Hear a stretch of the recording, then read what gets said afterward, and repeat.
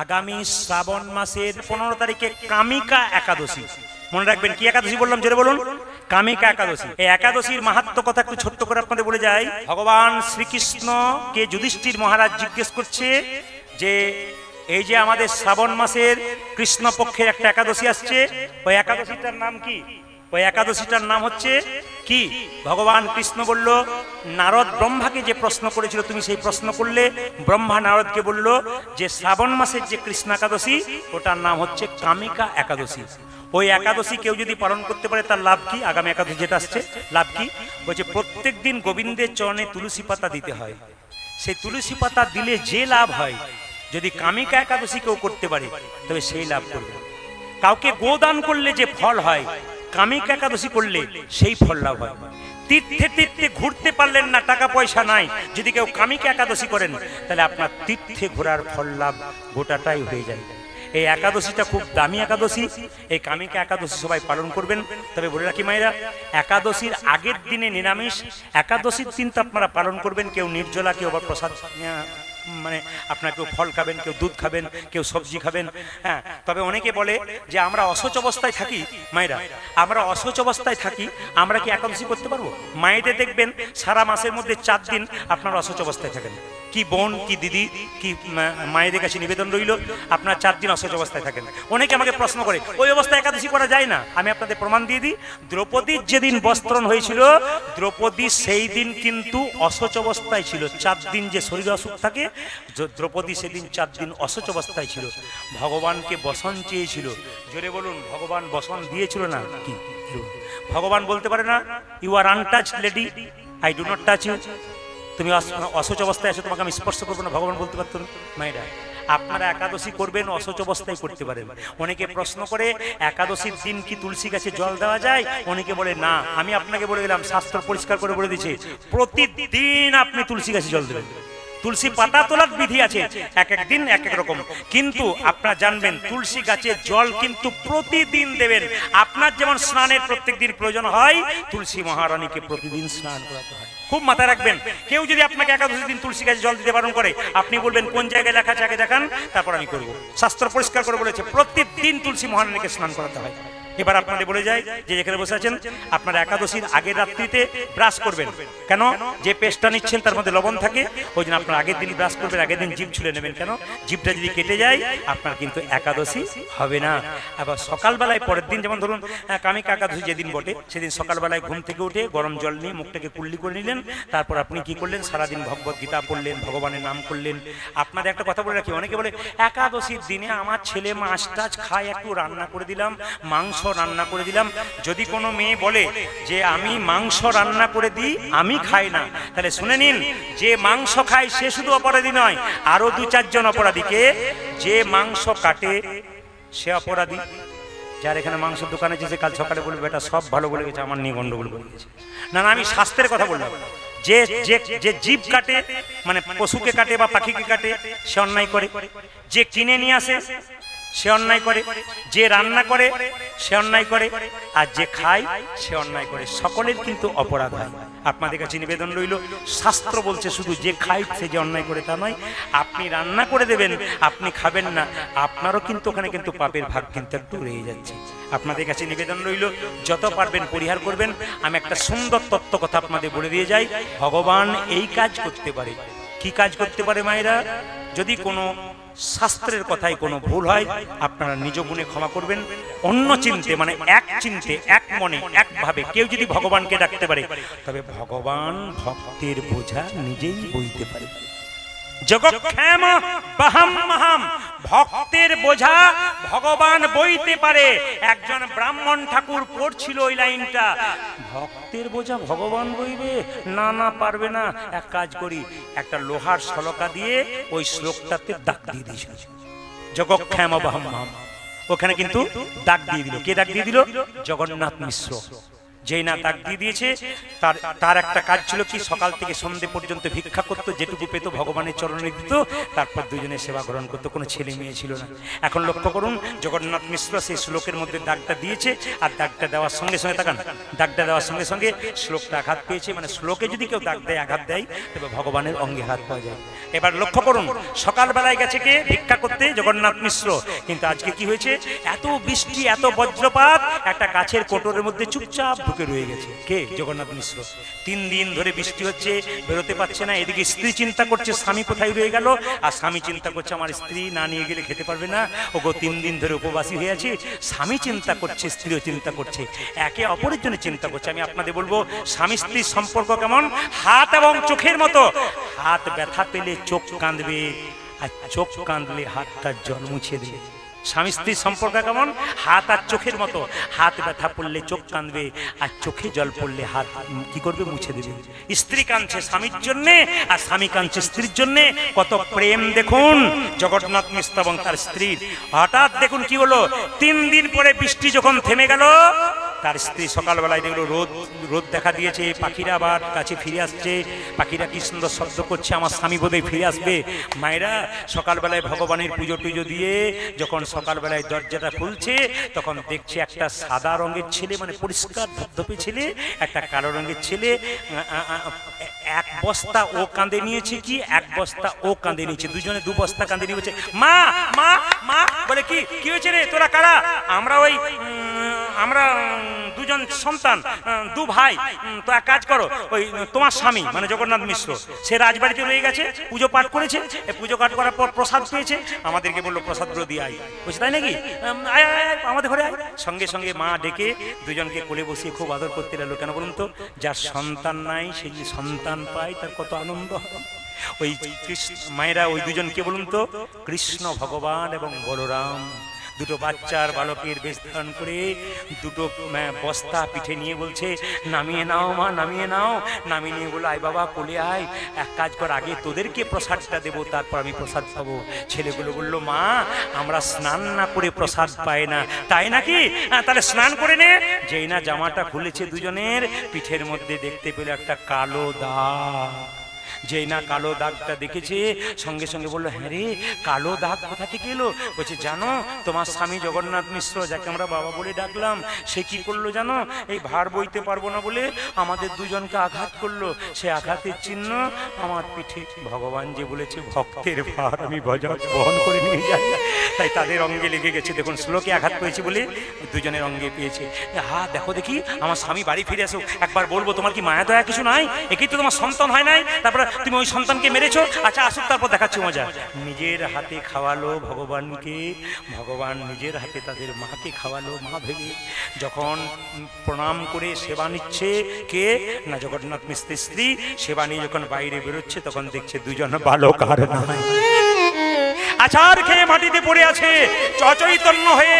কিছুক্ষণ পর চৈতন্য ফিরল, আস্তে আস্তে উঠছে। জগন্নাথ মিশ্র সকালবেলায় ওই গাছের কোটর থেকে বেরিয়ে এসে বলল, আমার স্ত্রীর কাছে আমি কোন মুখে যাব? কিছু ভিক্ষা টিক্ষা চেয়ে নিয়ে যাই। 3 বাড়িতে 3 মুষ্টি চিড়ে নিয়ে বললো, আজকে দুজনেই প্রসাদ দিয়ে দুজনে সেবা করব। স্ত্রী, এগো ঘরণী কোথায় রয়েছো?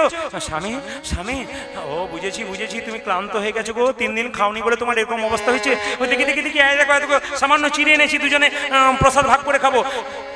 কি বলছো তুমি? এখন তো প্রসাদ দিয়ে গেল, আমি তো খেলাম। ওদের কে দিয়ে গেল? 2 ছেলে।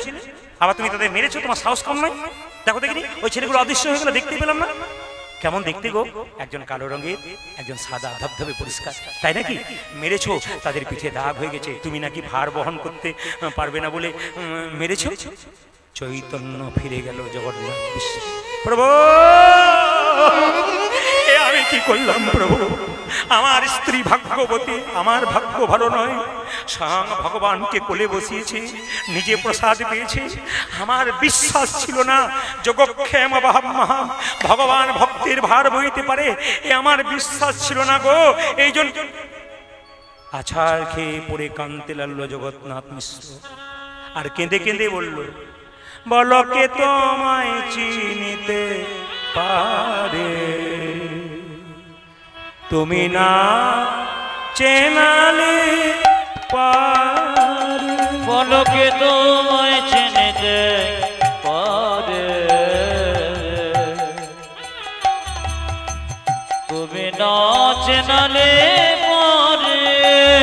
লোকে তোমায় চিনিতে পারে, তুমি না চেনালে পারে। আজকে তোমায় চিনিতে পারে,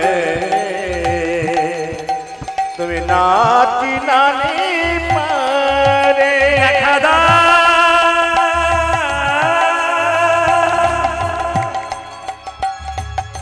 হে প্রভু, দেখা দাও,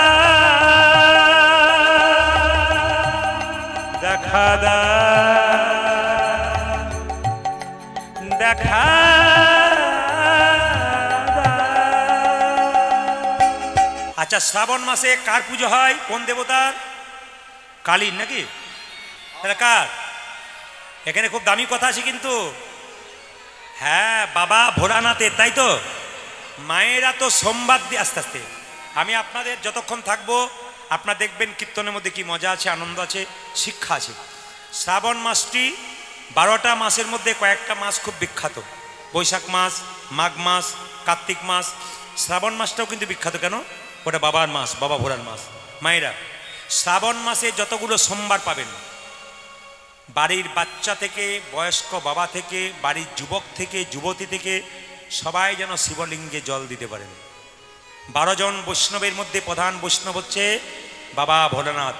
বৈষ্ণবের কৃপা ছাড়া গোবিন্দ পাওয়া যায় না।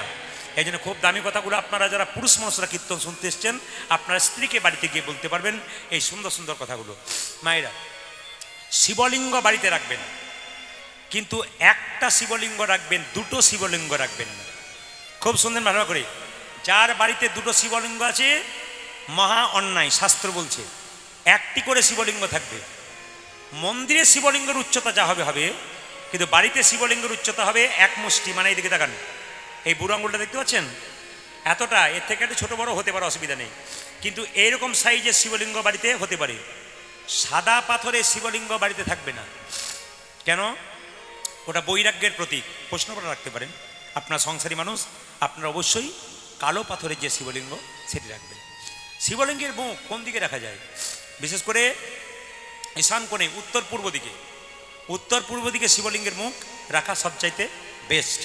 এবার বলে রাখি, শিবলিঙ্গে যখন জল ঢালবেন, শিবলিঙ্গের নিচে কিন্তু একটা পাত্র দেবেন, পিতলের থালা অথবা আপনি পাথরের থালা দেবেন। সবসময় যেন থালার মধ্যে জলটা থাকে। মানে সোমবার সোমবার যেন সারাটা দিন বাবা শিব যেন জলে একটু ডুবে থাকে, বাবার কৃপা কিন্তু পাওয়া যাবে। শুধু বাবাকে আপনাকে জল ঢাললে হবে না, বাবার গোটা পরিবারকে সেদিন পুজো করতে হবে। বাবার পরিবারে কে কে আছে দেখবেন? নন্দী সার আছে না? যেটা বলুন, নন্দী আছে। আচ্ছা, এবার বলি, কার্তিক আছে, গণেশ আছে, আর মা দুর্গা আছে। শুধুমাত্র আপনারা ভাবেন যে শিবলিঙ্গ জল দিয়ে দিলাম, শিবলিঙ্গকে পুজো করলাম, তা নয়। শিব খুশি হয় কখন? যখন গোটা পরিবারকে কেউ যদি ভক্তি ভরে পুজো করতে পারে।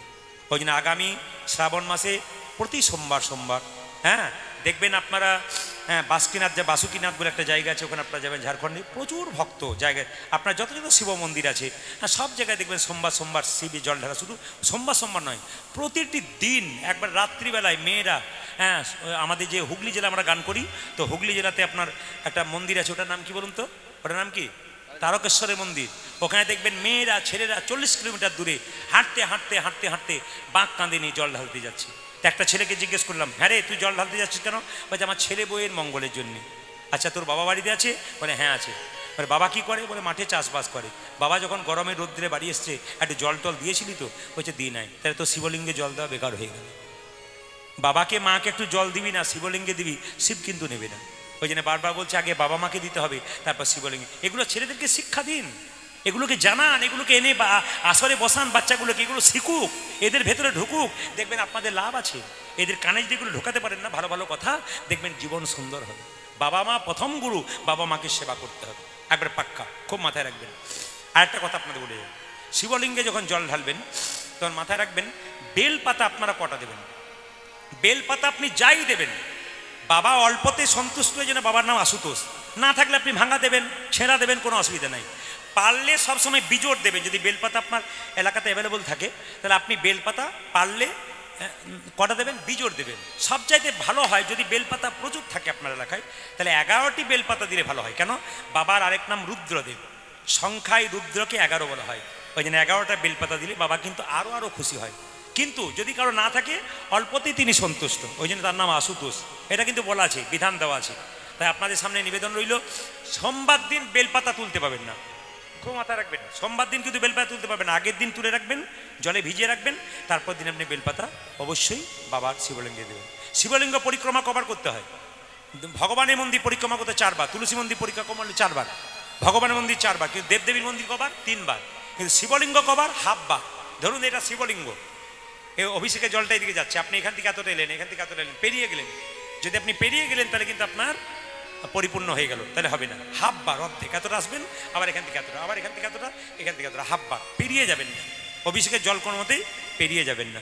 সবচাইতে ভালো হয় যদি বাবাকে পঞ্চামৃতে সব মানে স্নান করা যায়। হ্যাঁ, না পারলে দুধ দিয়ে করাবেন, না পারলে গঙ্গা জল দিয়ে করাবেন, না পারলে আপনি হ্যান্ড পাম্পের জল দেবেন, তবু আচ্ছা বাবা অল্পতেই খুশি। দিতে পারলে ভালো, না দিতে পারলে কোনো অসুবিধা নেই, তবে দুধ আপনি সামান্য করে দেবেন, আপনার যেমন ক্ষমতা সেরকম দেবেন।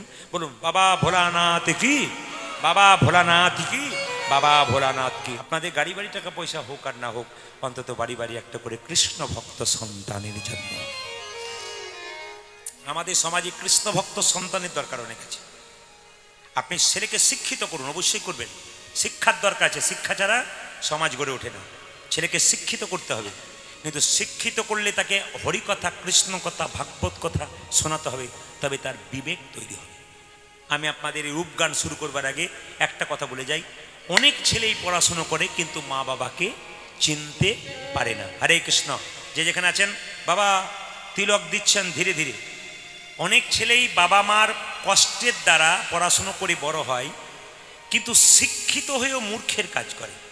আজকে ফেসবুকে দেখছিলাম আপনাদের নদিয়া জেলাতে কোনো একজন মায়ের 90 বছর বয়স, মশারির তলায় শুয়ে আছে, কোনো ফ্যান নেই, কিছু নেই, 3টে ছেলে, কিন্তু কেউ তাকে দেখে না। একজন নাকি শিক্ষক, একজন ব্যবসায়ী, একজন টোটো চালক, কিন্তু সে নাকি আবার ছেলেরা নাকি বাড়িতে কুকুর পুষেছে, তাকে ফ্যানের নিচে রেখেছে, কিন্তু মাকে একটু ফ্যান দিতে পারেন না। গ্রামের লোকরা জোর করে 3টে ছেলেকে প্রচুর লোকের কাছে জোর করে অপমান করেছে। আজকে আবার তারা সিদ্ধান্ত নিয়েছে আমরা ভাগ ভাগ করে মাকে সেবা দেব, যত্ন করব। আপনাদের কাছে নিবেদন রইল, এরকম করে জোর করে নয়, বিবেকের দরকার আছে। আমি আপনাদের প্রমাণ দিয়ে দিই। এদিকে দেখুন, শিক্ষা আগেকার যারা শিক্ষা গ্রহণ করতো না, পড়াশোনা ছিল না, ওদের মূর্খ বলা হতো, কিন্তু এখন অনেকে শিক্ষিত হয়েও মূর্খের কাজ করে। একটা প্রমাণ দেখুন, 3টে মা কুয়োতে জল আনতে গেছে এই দাঁড়াতে। তো জল আগেকার দিনে জল নিয়ে যেত না, জল আনতে গেছে, তো মাথাতে করে 3টে মা 3টে কলসিকে নিয়ে জল নিয়ে আসছে। তখন প্রথম মাটা বলছে, প্রথম মেয়েটা, জানিস আমার ছেলে ডাক্তার, অনেক কষ্ট করে ডাক্তারি করিয়েছে, আমার ছেলের আজকে আসার কথা আছে, আজকে আসবে। ছেলে গাড়িতে করে সুসু সুসু করে পেরিয়ে চলে গেল মায়ের পাশ দিয়ে, মাকে দেখলো মা জল নিয়ে যাচ্ছে, ডাক্তার ছেলে পেরিয়ে গেল, মা বলছে ওই দেখ আমার ছেলে পেরিয়ে গেল, ওইটা আমার ডাক্তার ছেলে। কিছুক্ষণ পরে একজন মা বলছে আমার ছেলে আবার কি করে, অনেক কষ্ট করে ইঞ্জিনিয়ারিং পড়াশোনা করেছি, সে আবার একটা কলমের খোঁচাতেই 1 কলমেই 1 লাখ টাকা রোজগার করে। কিছুক্ষণ পরে ওর ছেলেটাও গাড়িতে করে ওই দেখ আমার ছেলেরা পেরিয়ে গেল। তখন 3 নম্বর মেয়েটিকে ওরা দুজন জিজ্ঞেস করছে তুই তোর ছেলের কথা বললি না? বলছে আমার ছেলে তোদের ছেলের মতো পড়াশোনা করতে পারে নাই, ও মাঠে চাষ করে, ও তো পড়াশোনা করতে পারে নাই, গরিব মানুষ, পড়াশোনা করাতে পারিনি, মাঠে চাষ করে, ওই দেখ ছেলেটা ছুটে ছুটে আসছে। এসে বলছে সেটা, মা তুমি যে জল আনতে যাবে কষ্ট করে মাথাতে করে আনছো, আমাকে আগে বলতে পারতে, তুমি আগে বলো না, আমি এনে দিতাম, দাও আমাকে দাও। মায়ের মাথা থেকে কলসিটাকে নিয়ে ছেলে আগে আগে যেতে লাগলো। আপনারা বলুন, যে ছেলেটা ডাক্তার হলো তার বিবেক আছে? জোরে বলুন হা না।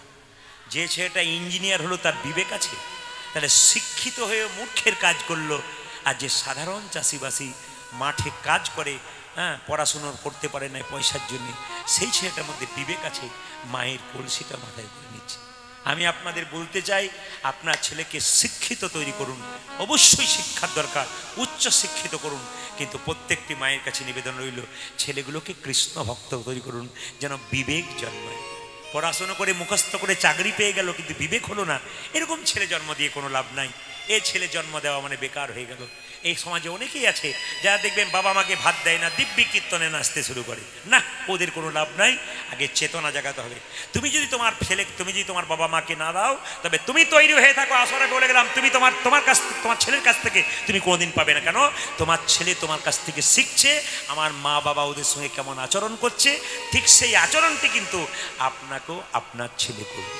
বারবার নিবেদন রইল, এই কথাগুলো একটু মাথায় রাখবেন, আপনাদের জীবন সুন্দর হবে। কীর্তনের ফাঁকে ফাঁকে আপনাদের চৈতন্যের কথা বলবো। এখন ভগবান শ্রীকৃষ্ণের রূপ লীলা, আজকে লীলাটির নাম। আচ্ছা মায়েরা, এটা কিন্তু পালা নয়। বলে না কি পালা করবেন? পালা জীবনে দুটো, নাটকের পালা, যাত্রার পালা। আর একটা পালা কি বলুন তো, সবাই জানেন, একটি আসার পালা, একটি যাওয়ার পালা। যারা কীর্তন শুনতে এসছেন তাদের কোন পালা শেষ হয়েছে, আসারটা না যাওয়ারটা? জোরে বলুন, কোনটা শেষ হয়েছে? যারা কীর্তন শুনতে এসছেন তাদের আষাঢ়টা শেষ হয়েছে না যাওয়ারটা শেষ হয়েছে? আষাঢ়টা। বাকি আছে কোনটা? যাওয়ারটা। অনেকে ভয়ে বলছে না, যাবে না বলে। কি বাকি আছে কোনটা জোরে বলুন? এত যদি বুঝছেন যাওয়ারটা বাকি আছে, তাহলে সাদা চুলে গোদরেজ নিচ্ছেন কেন? এত যদি বুঝছেন, দেখবেন দরজা দিয়ে মৃতদেহ নিয়ে যায়। বলো হরি বলো হরি হরি। আপনিও প্রণাম করেন, আমিও প্রণাম করেন। কি ভাই বলুন তো? ও বোধ হয়ে গেল, আমি বোধ হয় যাবই না। পাক্কা কথা। দেখে নেবেন, কেউ মরে গেলে আপনি ভাবেন যে বাবা মরে গেল, আমাকেও চলে যেতে হবে। কেউ ভাবেন ও বোধ হয়ে গেল, আমি বোধহয় যাবো না। কিন্তু যিনি মরে যান, তিনি মাচাতে হেলতে দুলতে দুলতে আমাদের শিখিয়ে দিয়ে যান কি, আমাকে দেখে শেখো, আমি যেমন হেলতে দুলতে চললাম, একদিন তুমিও আমার মতো হেলতে দুলতে চলবে। এই শিক্ষাগুলো আমাদের নিতে হবে, তবে কীর্তন শোনা সার্থক হবে। মায়েরা, রূপ কাকে বলে? সাজবেন তবে সুন্দর লাগবে, ওটাকে রূপ বলে না। যে সাজে না অথচ সুন্দর লাগে, সেটাকে বলা হয় রূপ।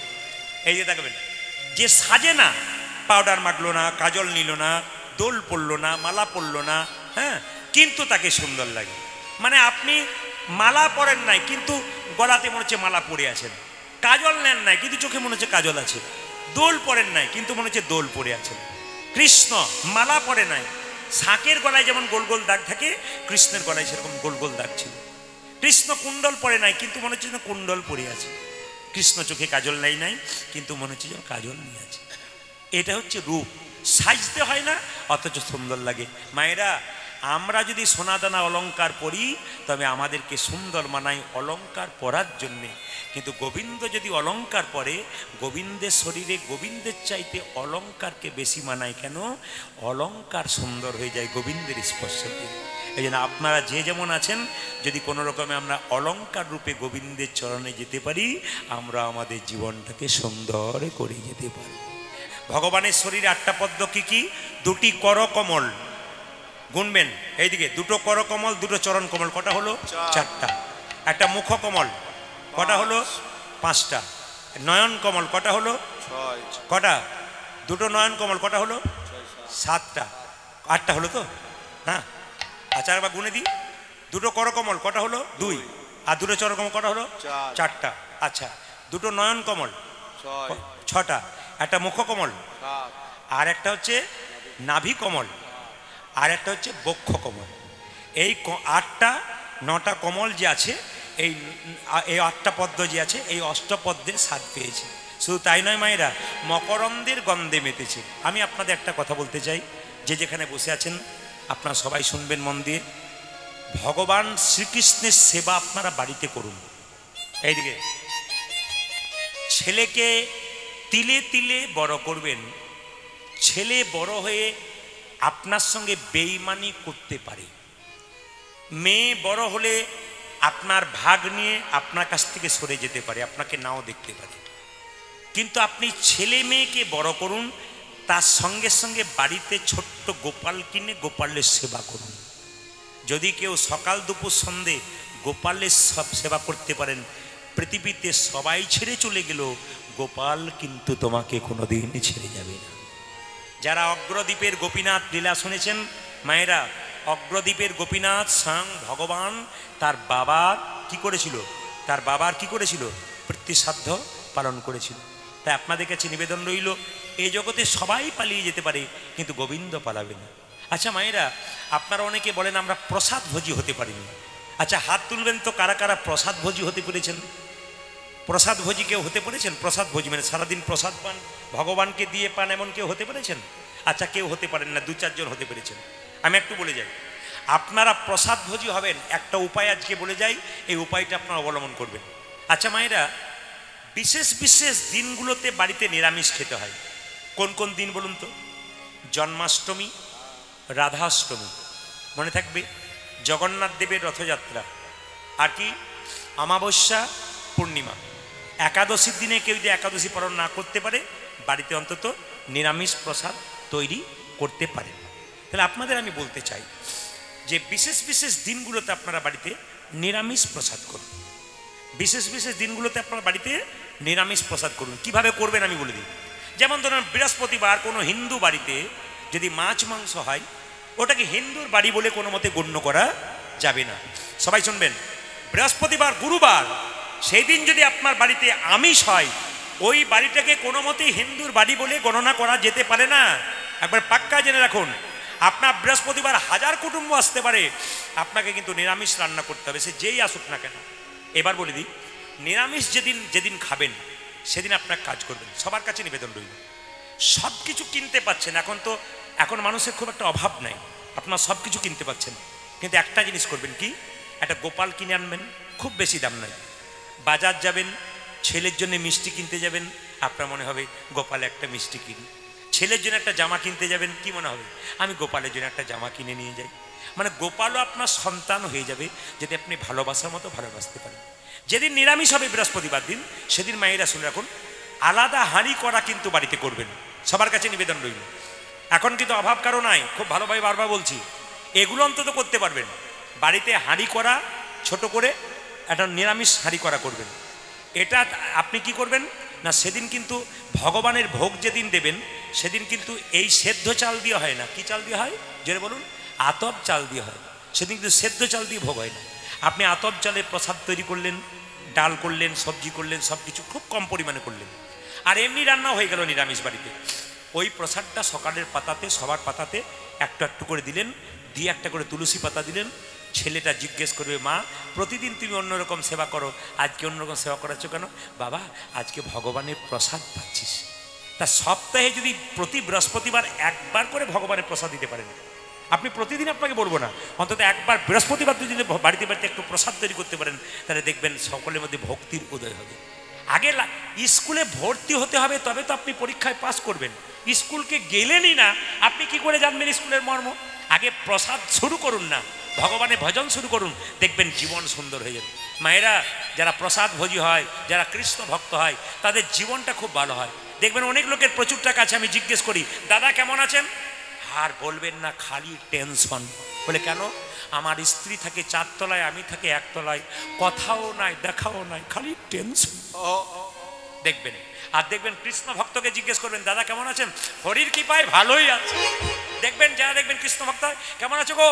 এই গোবিন্দের কৃপায় ভালোই আছি গো। মানে কি, ভগবানের কৃপাতে দেখবেন ভালোই থাকা যায়, যদি ভগবানের উপর ভরসা করা যায়। এই দিকে তাকাবেন। আমি আপনাদের বলতে চাই, বাড়িতে যদি আত্মীয় আসে, আর যদি বাজার থেকে আপনি মাছ মাংস কিনে আনেন, আত্মীয় মানে অতিথি, অতিথি দেবো ভব, অতিথি নারায়ণ। এখন যদি আপনার আত্মীয়ের জন্য যদি মাছ মাংস ডিম এনে দেন, তাহলে অতিথি নারায়ণ না অতিথি অসুর? জোরে বলুন, কোনটা? অতিথি অসুর না অতিথি নারায়ণ? সেদিন অতিথি অসুর হয়ে গেল। হ্যাঁ, অতিথিকেও এমন হতে হবে যে অন্তত নিরামিষ ভোজি হতে হবে না। আপনারা আমিষ খাবেন, আমি আপনাদের বারণ করব না, কিন্তু বারবার বলবো, চেষ্টা করবেন যারা আমিষ ভোজি খুব বড় আছেন, তারা অন্তত নিরামিষ প্রসাদ সপ্তাহে 1 দিন করে করুন, প্রতি বৃহস্পতিবার। আপনাদের সামনে একটা নিবেদন রইল, রাধারানী এবং গোবিন্দের মূর্তি যদি বাড়িতে রাখেন, তাহলে আপনারা রাধারানীর চরণ কিন্তু ঢাকা দিয়ে রাখবেন। রাধারানীর চরণ বছরে 2 বার দেখতে হয়। কোন দিন? একদিন রাধা অষ্টমীর দিনে, একদিন গোপাষ্টমীর দিনে। খুব মাথায় রাখবেন, রাধারানী এবং গোবিন্দের মূর্তি যদি বাড়িতে থাকে, তো রাধারানীর কিন্তু চরণটা ঢাকা দেওয়া থাকবে। একটা কথা আপনাদের বলে যাই, ভগবানের চরণ আপনারা ধরবেন কেন? ভগবানের চরণে কি আছে? ভগবানের চরণে 19টা চিহ্ন আছে। ডান চরণে 11টা, বাঁ চরণে 8টা। যদি আপনারা অনুমতি দেন, তাহলে 8টা চিহ্ন একটু ছোটো করে আপনাদের বলে দেবো। আপনারা যারা ভগবানের চরণ ধরবেন, মায়েরা বলে না, যা যা যা শান্তি পাবি ভগবানের চরণ ধরলে। কেন শান্তি পাবেন? ভগবানের চরণে কি আছে? ডান চরণে 11টা চিহ্ন, বাঁ চরণে 8টা চিহ্ন। একটু ছোটো করে আপনাদের বলে দিয়ে যাই 8টা চিহ্ন কি কি। মায়েরা, চন্দার্ঘ মানে চন্দ, অর্ধেকটা চন্দ। ভগবানের চরণে দেখবেন অর্ধেকটা চাঁদ আছে। আচ্ছা বলুন তো মায়েরা, ভগবান কৃষ্ণের জন্ম কখন হয়েছিল? অষ্টমীর দিনে না নবমীর দিনে? জোরে বলুন। অষ্টমীর দিনে, কৃষ্ণপক্ষের অষ্টমী। তাহলে অষ্টমীর চাঁদ কতটা? 16 কলায় পরিপূর্ণ চাঁদ। আকাশে 15 কলা, 1 কলা বাবার কোথায় আছে? জটাতে আছে, 16 কলা হলো। তাহলে সবাই লক্ষ্য করুন, 16 অর্ধেক কত হয়? যেটা বলুন, অর্ধেক 8। এই অষ্টমীর চাঁদ বলেছিল গোবিন্দের চরণে, বলছে গোবিন্দ তোমার চরণে রয়ে যাব। ভগবান বললে চিহ্ন রূপে তুই আমার কাছে থাক, আর চাঁদ রূপে তুই আকাশে থাক, তাহলে পৃথিবীকে আলো দিতে পারবি। আর কি মা? কলস। এইদিকে এইদিকে এদিকে গোবিন্দের মা চরণের এই গোড়ালিতে 8টা কলস আছে, এই 4টা কলস আছে। এই 4টা কলস কোথায়? দেখবেন 4 জায়গায় কুম্ভ মেলা হয়। কোথায় কোথায়? এলাহাবাদ, উজ্জয়িনী, নাসিক, হয় না? হ্যাঁ হয় না মায়েরা? হরিদ্বার। কোথায় কোথায়? হরিদ্বার, এলাহাবাদ, নাসিক আর উজ্জয়িনী। এই 4টা জায়গায় কিন্তু কুম্ভ মেলা হয়। গোবিন্দের চরণে আপনারা কুম্ভ মেলাতে যান কেন? অমৃত পাবার সন্ধানে। গোবিন্দের চরণে 4টা কলস আছে। যদি কেউ গোবিন্দের চরণ ধরন ধরতে পারে, তবে কুম্ভ মেলা যাওয়ার ফল ওইখানটাতেই লাভ হয়ে যাবে। কত সুন্দর সুন্দর ব্যাপার গোবিন্দে, খালি শুনতে হবে আপনাদের একটু ছোট্ট করে। গোবিন্দের চরণ আর কি আছে মা? শঙ্খ। আহা, আর কি আছে? যে ত্রিকোণ, সত্য রজতম, সাত্বিক, রাজসিক এবং তামসিক, এই 3টে চিহ্ন, সত্য রজতম। আর কি আছে? ঘং। ঘং মানে কি? গোলাকার চিহ্ন। 8টা চিহ্ন বাঁ দিকে আছে, গোলাকার চিহ্ন, মানে পৃথিবী যে গোল তার চিহ্ন। আচ্ছা, ধনুষী আছে। কামদেব মদন ভগবান শ্রীকৃষ্ণের সঙ্গে যুদ্ধ করতে গিয়ে নিজের ধনুকটা ফেলে চলে যাচ্ছিল, ধনুকের উপর ভগবান পা দিয়েছিল, সেই ধনুকের চিহ্ন কিন্তু গোবিন্দের চরণে এখনো রয়ে গেছে। মায়েরা আর কি আছে বলুন তো? একটা হচ্ছে পষ্টিকং। তার মানে কি? সবাই লক্ষ্য করুন, ওই যে দেখবেন দুটো জিনিস, একটা হচ্ছে যে ভগবানকে মারবার জন্য অনেক রকম অসুর গিয়েছিল, তার মধ্যে একটা অসুরের নাম ছিল অরিত্রাসুর। অরিত্রাসুর দেখলো যদি আমি অসুর হয়ে যাই তার সামনে, তাহলে সে আমাকে মেরে ফেলে দেবে, তার চাইতে আমি গাভী হয়ে যাব। ভগবান দেখবেন দুটো প্রাণীকে খুব ভালোবাসে। কাকে বলুন তো? একটা গাভীকে, আর একটা কাকে? জোরে বলুন, ব্রাহ্মণকে। কেন ব্রাহ্মণকে ভালোবাসে? ব্রাহ্মণের মুখ থেকে বেদ মন্ত্র উচ্চারিত হয়। কিন্তু কোনো ব্রাহ্মণ যদি লুঙ্গি পরে মদ খেয়ে রাস্তা দিয়ে পেরিয়ে যায়, ওই ব্রাহ্মণকে ভগবান ভালোবাসেন। আর কাকে ভালোবাসে? গাভীকে ভালোবাসে। কেন? গাভীর দুগ্ধ দিয়ে কি হয়? ঘি তৈরি হয়, আর সেই ঘিতে যজ্ঞ হয়, এই জন্য গাভীকে ভালোবাসে। এই জন্য দেখুন, গাভীকে ভগবান মারতে পারে না। ওই জন্য 9 লক্ষ ধেনুর মধ্যে কিন্তু অরিষ্টাসুর গাভী রূপে দাঁড়িয়েছিল। তো দেখছি সব গরু চুপচাপ আছে, একটা গরু গুঁতাচ্ছে কৃষ্ণ, মনে মনে ভাবছে কৃষ্ণ ভাবছে আমাকে গুঁতাচ্ছে কেন, আর সব গরু ছায়া পড়ছে, এই গরুটা ছায়া পড়ছে না কেন? তখন তিনি অন্তর্যামী জানতে পারলেন কি, যে এটি হচ্ছে অরিত্রাসুর। তাকে কি করলেন? এমন আছাড় দিলেন যে পাগুলো ওপর দিকে, গরুর রূপে পাগুলো ওপর দিকে, নিচের দিকে রয়ে গেল সে। আর ভগবান খুরের উপর নৃত্য করলেন, গরুর খুরটা ভগবানের চরণে আছে। আর কি আছে বাবা? পুঁটি মাছ। এটা মনে থাকবে কিন্তু, ভগবানের চরণে পুঁটি মাছ। কেন? আপনারা যারা দান করছেন, কিছু মনে করবেন না, যদি কাউকে কোনোদিন কোনো জিনিস দান করেন, বলবেন না যে আমি দান করেছি। দান করে বলতে নাই। যেমন দেখবেন আমাদের ওখানে একটা দুর্গা মন্দির হয়েছে, তো মন্দিরে একটা ছেলে তার মায়ের নামে কি, আস্তে আস্তে, মন্দিরে তার মায়ের নামে একটা কি দিয়েছে না, ফ্যান দিয়েছে, আর ফ্যানের নিচে লিখেছে রাজুবালা সরকার। ফ্যানও ঘুরছে, রাজুবালা সরকারও ঘুরছে। এই জন্য ফ্যান আপনার যে কিছু দেবেন, অনেকে দেবেন নাম দেয়, আমার মায়ের নামে দিলাম, আমার বাবার নামে দিলাম। ভগবানকে দেবার জন্য আমার নাম কি আছে? সবই তো ভগবানের। দিচ্ছ তুমি কি? তার দেওয়া জিনিস তো তুমি দিচ্ছ, অহংকার কিসের? যদি কেউ নাম দেয় তাহলে অহংকার জন্মায়। পুঁটি মাছটা কি করেছিল না, সত্যব্রত মনু রাজা, তিনি একদিন স্নান করতে গেছিলেন, একটা পুঁটি মাছ তার হাতে উঠেছিল। তো বলছে, মনু রাজা তুমি তো দান করো, তো তুমি আমাকে আশ্রয় দান করো, বড় বড় মাছগুলো আমায় খেয়ে ফেলবে, তুমি আশ্রয় দান করো। তার মনু বললো, তাহলে এক কাজ কর, আমার যে সুইমিং পুল আছে সেখানে ওকে রাখ, মানে যেখানে সাঁতার কাটে মনু রাজা, সত্যব্রত রাজা, সেখানে তাকে রাখা হলো। বিরাট আকার ধারণ করলো। পুকুরে রাখ, বিরাট আকার ধারণ করলো। নদীতে রাখ, নদীতে গিয়ে দেখলো তিমি মাছের উপর চেয়ে আকার ধারণ করলো। বললো, তুমি কে? সত্যব্রত মনু বললো, বললো আমি স্বয়ং ভগবান। কেন না, তুমি যে অহংকার করেছো দান দিয়ে, যে আমি বিরাট বড় দানি, তোমার অহংকার চূর্ণ করবার জন্য আমি পুঁটি মাছ রূপে তোমার কাছে আশ্রয় নিতে এসেছিলাম, তুমি আমাকে আশ্রয় দিতে পারলে না। দানের অহংকার কেউ কোনোদিন করো না। আর কি বলুন তো? শঙ্খ। গোবিন্দের চরণে শঙ্খ ছিল। দেখবেন আগে দেখবেন মুনি ঋষিদের যজ্ঞ হতো, তা কিছু কিছু অসুর আছে, কিছু কিছু দৈত্য আছে, এর নাম হচ্ছে পঞ্চজন নামে একটা দৈত্য। বারবার মুনি ঋষিদের সব যজ্ঞ পণ্ড করে দিয়ে সমুদ্রের ভেতরে ঢুকে একবারে শঙ্খের ভেতরে লুকিয়ে থাকতো। ভগবান সেই পঞ্চজন্য শঙ্খ থেকে পঞ্চজন নামক অসুরকে হত্যা করে সেই শঙ্খের উপরে ভগবান পা দিয়েছিলেন। আর সেই শঙ্খের চিহ্নটা গোবিন্দের চরণে এখনও রয়ে গেছে। গোবিন্দের চরণ ধরলে কিন্তু আপনারা অনেক কিছু পাবেন। আমি আপনাদের বারবার অনুরোধ করব, যেখানে আপনারা কীর্তন শুনতে যাবেন, ভক্তের পাশে কীর্তন শুনবেন, প্রসাদ পাবেন, ভক্তের পাশে বসবেন, অভক্তের পাশে বসবেন না। কেন বলুন তো? অভক্ত কীর্তন শুনতে আসে, ও বলে চল প্রদীপ পালকে 10 মিনিট দেখে আসি, তারপর চলে যাবো। বারবার হাই তোলে, তারপর দেখবেন ব্যাগটাকে গুটিয়ে দিব্যি রাস্তা খুঁজে, এর হচ্ছে অভক্ত। এদের সামনে কীর্তন শুনলে কিন্তু আপনার মতি জন্মে না। ভক্তের পাশে কীর্তন শুনবেন, দেখবেন ভক্তকে বলতে না বলতে উনি আপনি হাত তুলে দেবে, তখন দেখবেন ওনার হাত তোলা দেখে আপনার হাতটাও পাশ থেকে উঠে যাবে। ভক্তের পাশে বসতে হয়, প্রসাদ পাবেন। ভক্ত যখন প্রসাদ পাবে তখন জনার্দন বলে প্রণাম করবে, প্রসাদ পাবে। ওই জন্য ভক্তের পাশে বসে প্রসাদ পেতে হয়। যে কোনো কীর্তন, হরিকথা, কৃষ্ণ কথা, ভাগবত কথা, রামায়ণ কথা যখনই শুনতে যাবেন স্থির চিত্তে একভাবে বসবেন। যিনি দেখবেন খুব ধৈর্যবান, খুব ভক্ত মানুষ, তার পাশে বসে কীর্তন শুনবেন, আপনার কৃপা হয়ে যাবে। এর থেকে প্রমাণ কি?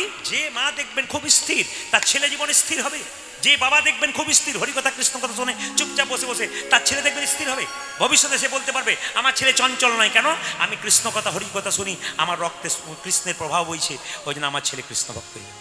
এই তিলকের কথা যখন বললাম তখন আপনাদের বলে যাই, যে যেখানে বসে আছেন, এই যে তিলক করেছেন, মায়েরা তাকান আমার দিকে, সবাই তাকান। এই যে গোবিন্দের ললাটে তিলক আছে, উনি তিলক দিচ্ছেন, একটু তত্ত্বটা শুনে রাখুন। এই যে তিলক দেখছেন, তিলকের কটা দাগ দেখছেন? জোরে বলুন, জোরে বলুন কটা? দুটো। আচ্ছা, একটা দাগকে, একটা দাগ হচ্ছে ব্রহ্মা, একটা দাগ কি? মহেশ্বর, মাঝখানে ফাঁকা জায়গাটা কি? ভগবান বিষ্ণু। তাহলে যার কপালে ব্রহ্মা, বিষ্ণু, মহেশ্বর আছে, তার কপাল কি কোনোদিন খারাপ হতে পারে? এগুলো আপনাদের বুঝিয়ে যায়, আপনারা নেবেন কি না নেবেন। অনেকে বলে, দেখবেন আমাদের গ্রামে একটা ব্যাপার আছে কি, আমি একটু গ্রাম্য এলাকায় বাস করতাম আগে, তখন পাশের মেয়েরা বলতে, একজন মেয়ে তিলক করছে, মালা করছে, পাশের মেয়েটা বলছে, বাবারে হারাধনের বইয়ের কি ঢং দিদি, তিলক করেছে, মালা করেছে, ও বোধহয় ভগবান আগে পেয়ে যাবে। হিন্দু ধর্মের সবচাইতে লজ্জা এইটাই, আপনি তিলক করবেন, মালা করবেন, আপনি যাতে না করতে পারেন, 5 জন আপনার পেছনে লেগে যাবে। অন্যান্য ধর্মের মানুষ ধর্মীয় মানুষকে সম্মান দেয়, আর আমাদের ধর্মীয় মানুষ রাস্তায় পেরিয়ে গেলে আমরা ঠাট্টা করি। দিনের পর দিন আমরা আমাদের ধর্মটাকে নিচের দিকে নামিয়ে দিচ্ছি। এই জন্য অন্য ধর্মের মানুষরা নিজেদের ধর্মটাকে বাড়াচ্ছে, আর আমরা আমাদের ধর্মটাকে নিজেদের দোষের নিচের দিকে নামিয়ে দিচ্ছি। এগুলো সাবধান থাকতে হবে। আপনি নিজেকে হিন্দু বলে গর্ব করে প্রচার করতে পারবেন না, কেন? আপনি তো ধর্মই করেন না। এই জন্য আপনাকে ধর্মের ধ্বজাধারী হতে হবে, আপনাকে কিন্তু ধর্ম করতে হবে, হরিকথা শুনতে হবে, তবে তো সনাতন ধর্ম টিকবে। মহাপ্রভু যত কষ্ট করে হরিনাম দিয়েছিলেন, সন্ন্যাস গ্রহণ করে আমাদের জন্যে, সংসার ত্যাগ করে, আমরা মহাপ্রভুকে কি সম্মান দিলাম?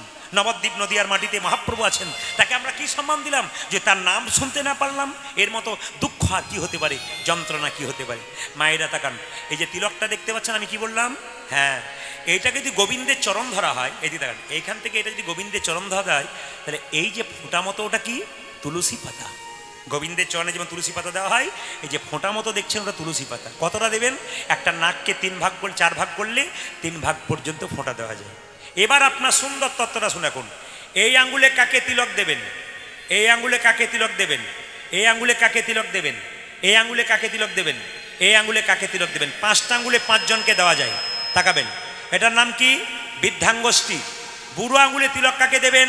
তাকান, ধরুন মন্দিরে কোনো ব্রাহ্মণ পুজো করছে, আপনি বললেন, বাবা মায়ের একটু তিলক আমার কপালে দাও না। যদি তিনি প্রকৃত ব্রাহ্মণ হয়, আমার দিকে তাকান, তিলকটা কিন্তু এই আঙ্গুলে দেবে। সবাই তাকিয়ে দেখে নিন, তিলক কিন্তু শাস্ত্র বলছে তিলক কিন্তু এই আঙ্গুলে দেবে, যদি যিনি প্রকৃত ব্রাহ্মণ হয়। এমনি আপনি তিলক করছেন, কেউ যদি বলে একটা ফোঁটা দিয়ে দাও তো তিলকে, আপনি এই আঙ্গুলে দিতে পারবেন না, এই আঙ্গুলে দিতে পারবেন না। নিয়ম হচ্ছে সবসময় এই আঙ্গুলে। এই আঙ্গুলটা কিন্তু অন্যজনকে তিলকের ফোঁটা দেওয়ার জন্য এই আঙ্গুলটা তৈরি, এটা বৃদ্ধাঙ্গুষ্ঠী। এই আঙ্গুলে কাকে দেবেন? আপনার বাড়ির পাশে কেউ মারা গেছে, কিংবা বাড়িতে কেউ মারা গেছে, মৃত ব্যক্তির কপালে তিলক দিতে হয়। কোন আঙ্গুলে দেবেন? সবসময় মাথায় রাখবেন তর্জনী। আপনার পাশের বাড়িতে কেউ মরে গেছে, আপনি যদি তিলক করবার সুযোগ পান, আপনার মতো ভাগ্যবান ভাগ্যবতী কেউ নাই। আপনি যখন তিলক করবেন, মাথায় রাখবেন এই আঙ্গুলটা কিন্তু আপনার অন্যকে, মৃত ব্যক্তির কপালে তিলক করার জন্য। এটা কাকে? এটা স্বয়ং নিজেকে তিলক করার জন্য এই আঙ্গুলটা, নিজেকে তিলক করার জন্য এই আঙ্গুলটা। এই আঙ্গুলে তিলক করবেন কাকে? দেখবেন গুরুমন্ত্র যারা নিয়েছেন তাদের দেখবেন এই আঙ্গুল থেকে মন্ত্র ভজন করা হয়। এই আঙ্গুলটার নাম অনামিকা, ভগবান বিষ্ণুর আঙ্গুল। তুলসী পাতা দেবেন গোবিন্দকে, টাচ থাকবে এই আঙ্গুলটা। বাতাসা দেবেন গোবিন্দকে, টাচ থাকবে এই আঙ্গুলটা। এই আঙ্গুলটা টাচ থাকতে হবে আপনার। এই আঙ্গুলটা ভগবানের আঙ্গুল কিন্তু, হ্যাঁ, এটা কিন্তু ভগবানকে দিতে হবে, গুরুদেবকে দিতে হবে, এই আঙ্গুলে কিন্তু দিতে হয়। আর এই আঙ্গুলে কাকে তিলক দিতে হয়? কাকে? ভাইয়ের কপালে দিলাম ফোঁটা, জমের দুয়ারে পড়ল কাকে। প্রত্যেকটা আঙুলে একটা করে ব্যাখ্যা আছে। তবে যারা মনে মনে করছেন আপনি তো দিব্যি বলে চলে যাবেন, কিন্তু বাজারে যা চলছে তাতে আমার তো মাঝে মাঝে খারাপ লাগে, তো ছেলেগুলো খায়, আমারও খেতে ইচ্ছা করে, তিলক নেবো কী করি?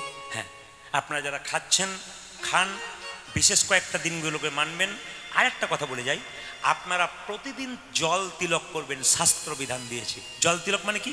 আপনি দুপুরে যা খাচ্ছেন খান, কিন্তু স্নান করার পর যেমন ভগবানকে প্রণাম করেন, তখন কি করবেন? তুলসী তলার কাঁচা মাটি এরকম করে নিয়ে নিজের বাচ্চাকে শেখাবেন, নিজেরা নেবেন, একটা করে ফোঁটা নেবেন। আর একটা জল তিলকের বিধান কীরকম?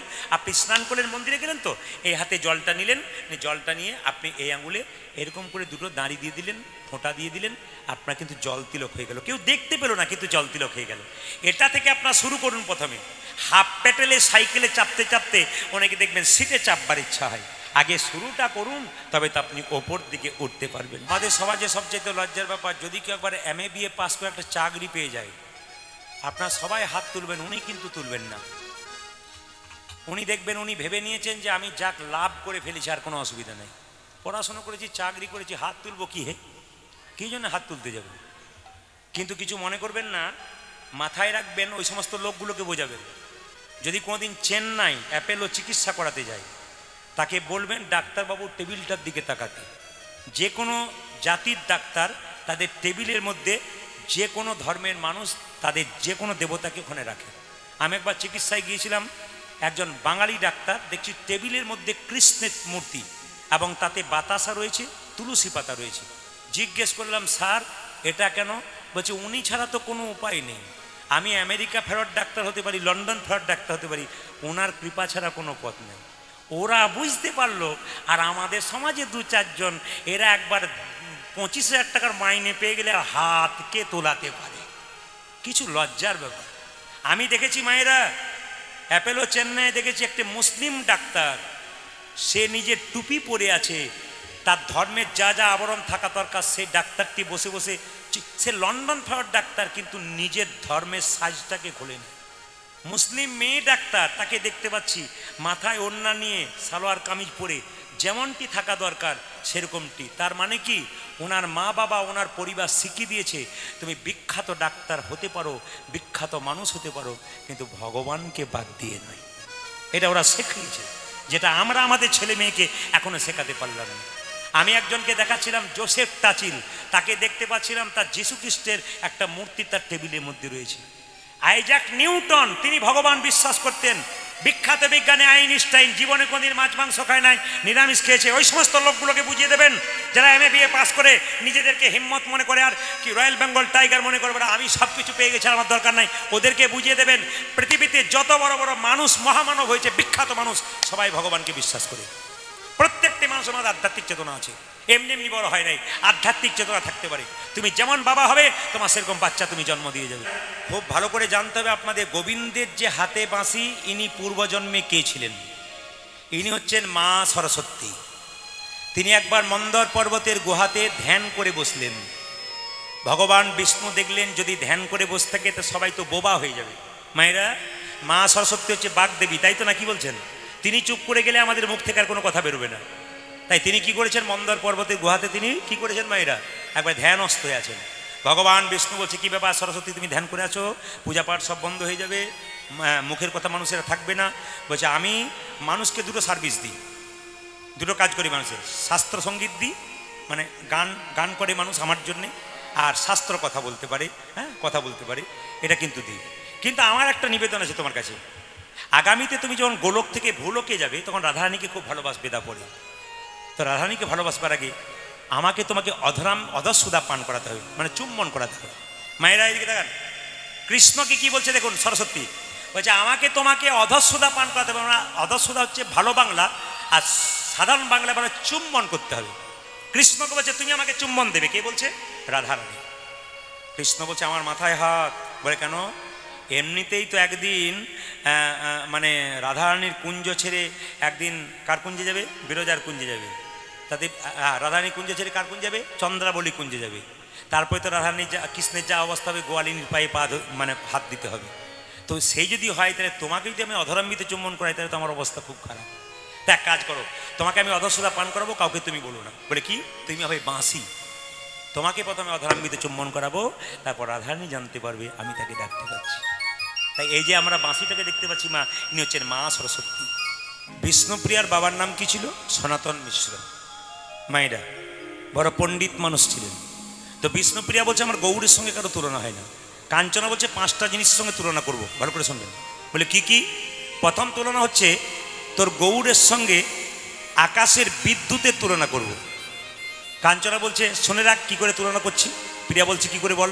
বলছে আকাশের বিদ্যুৎ চমক দিলে পৃথিবীর অন্ধকার দূর হয়, আর তোর গৌর বিদ্যুৎ চমক দিলে ভক্তের হৃদয় অন্ধকার দূর হয়। বিষ্ণুপ্রিয়া বলছে হলো না। বলে কেন? আকাশের বিদ্যুৎ চমক দিলে মাঝে মাঝে মানুষের প্রাণ যায়, কিন্তু গৌর বিদ্যুৎ চমক দিলে কোন মৃত ব্যক্তি মাঝে মাঝে প্রাণ ফিরে পায়। কোথায় পেয়েছিল? শাস্ত্র ঘাটলে দেখবেন শ্রীবাসের একমাত্র পুত্র যখন মারা গিয়েছিল, মহাপ্রভু তখন তাকে কোলে নিয়ে হরিনাম করেছিলেন, শ্রীবাসের পুত্র বেঁচে গিয়েছিল। এই দিয়ে দেখেন, যাত্রার হরিনামে কিন্তু বাঁচবে না। পরম বৈষ্ণব ভগবানের হরিনামে একমাত্র পরম বৈষ্ণবের নামে কিন্তু সব কিছু হয়। এই জন্য আপনাদের কাছে নিবেদন রইল বাবা, প্রথমটা হলো না। বিষ্ণুপ্রিয়া বলছে আর বল। কাঞ্চনা বলছে শোন, তাহলে তোর গৌরের সঙ্গে আকাশের সূর্যের তুলনা করব। বলে কেন? আকাশে সূর্য আলো দিলে পৃথিবীর অন্ধকার দূর হয়, আর তোর গৌর সূর্য আলো দিলে ভক্তের হৃদয় অন্ধকার দূর হয়। কাঞ্চনাকে বিষ্ণুপ্রিয়া বলছে এটাও হলো না। আকাশে সূর্য যখন আকাশে উদিত হয়, তার তাপে মানুষ ঝলসে যায়, কষ্ট পায়, ছায়াতে ঢুকবার চেষ্টা করে, কিন্তু আমার গৌর সূর্য যখন উদয় হয়, ভক্তের হৃদয় অন্ধকার দূর হয়ে যায়। হলো না? বলছে না হলো না। তাহলে আকাশের চাঁদের সঙ্গে তুলনা করব। আকাশের চাঁদ যখন উদিত হয় পৃথিবীকে আলো করে, পৃথিবীকে ঠান্ডা করে দেয়। তোর গৌর সূর্য তাই, গৌর চাঁদও তাই, হৃদয় মাঝে উদয় হলে হৃদয়টা ঠান্ডা হয়ে যায়। বলছে তাও হলো না। বলে কেন? আকাশের চাঁদের কলঙ্ক আছে, আমার গৌর চাঁদের কোনো কলঙ্ক নাই। আকাশের চাঁদে 27টা স্ত্রী আছে, তবু গুরুপত্নীকে হরণ করবার চেষ্টা করেছিল, কিন্তু আমার গৌরের কোনো কলঙ্ক নাই। আকাশের চাঁদ কেবলমাত্র রাত্রে উদয় হয়, কিন্তু আমার গৌর চাঁদ নিতাই গৌর হরি বল বলে দিবানিশি উদয়। হ্যাঁ হ্যাঁ মায়েরা, আকাশের চাঁদ উদয় হলে এক ধরনের পাখি দেখবেন গোল করে ওপর দিকে ওঠে, আবার গোল করে নিচের দিকে নামে। এই পাখিটার নাম হচ্ছে চকর পাখি। কিন্তু আমার গৌর চাঁদের উদয় হলে আপনাদের মতো ভক্ত চকর পাখির উদয় হয় গো। চকর পাখি উদয় হয় গো। চকর পাখির উদয় হয় গো। ভক্ত চকর পাখি উদয় হয় গো। গৌর চাঁদের উদয় হলে চকর পাখির উদয় হয়। আমার গৌর চাঁদে উদয় হলে হরি হরি হরি বলে গৌর চাঁদে উদয় হয়। হরি হরি হরি বলে আমার গৌর চাঁদের উদয় হলে হরি হরি হরি বলে ভক্ত চকর পাখি উদয় হয় গো। কে কেমন মন দিয়ে কীর্তন শুনছেন তা প্রমাণ হয়ে যাবে। কিরকম? কাঞ্চনা বলছে তোর গৌরের সঙ্গে 5টা জিনিসের তুলনা করব। কটা জিনিসের হলো? জোরে বলুন। 3টে। বাহ, যারা মন দিয়ে শুনছে তারা 3টে, আর যারা মাঝে মাঝে হাই তুলছে তারা খুঁজছে তুই শুনেছিস কিনা। তা করলে হবে না। মন মানা ভাবা মদ ভক্ত মজ্জা জিমাম করুন। তার মানে আপনি মন্দিরে গিয়ে কটা আপেল দিলেন, কটা কলা দিলেন ভগবানকে, ভগবান ওটা হিসাব করে না। তোমাকে যে সুন্দর মনটা দিয়েছে ওই মনটা ভগবানকে দিলে কিনা। আপনাদের কাছে যে সুন্দর মন আছে, ভগবান বলেছে মন মানা মদ ভক্ত, তোমার কাছে যে সুন্দর মনটা আছে ওটা হরিনাম শোনার সময় কাউকে দেবে না, আমাকে দিয়ে দাও, আমি তোমার হয়ে যাব। এই জন্য ভগবানের নাম শুনতে এসে আপনার মনকে চঞ্চল করবেন না, স্থির করবেন, দেখবেন গোবিন্দের কৃপা হবে। এই দিকে তাকাবেন। মহাভারতের দিকে গেলে দেখবেন পঞ্চপাণ্ডবের দাদা যুধিষ্ঠির স্থির ব্যক্তি ছিলেন, উনি ভগবানকে পেয়েছিলেন, কিন্তু দুর্যোধন বড় চঞ্চল ছিলেন, উনি ভগবান হারালেন। এই সংসারে যারা খুব চঞ্চল মতির মেয়ে বা চঞ্চল মানুষ, চঞ্চল পুরুষ, এদের ভগবান লাভ হয় না। আর যারা দেখবেন খুব স্থির ভক্ত, তারা দেখবেন ভগবান লাভ করতে পারে। এই যে অনেকে বলে না আমাকে একটু আশীর্বাদ করুন যেন কৃষ্ণ পদে মতি হয়।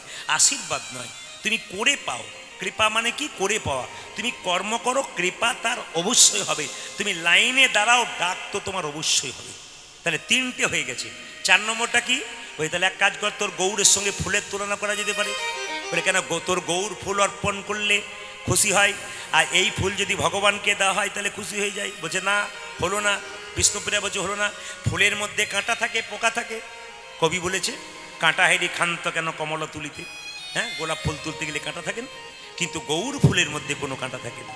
যারা ব্রাহ্মণ ঠাকুর আছেন তারা জানেন যে যখন পুষ্প ভগবানের মন্দিরে বা দেবদেবীর মন্দিরে দেওয়া হয় তখন পুষ্প শুদ্ধির মন্ত্র বলা হয়, কিন্তু দেখবেন গৌর ফুলকে অর্পণ করতে গেলে কোনো মন্ত্রের দরকার হয় না, শুধু গৌর গৌর বললেই হয়ে যায়। কটা হলো? 4টা।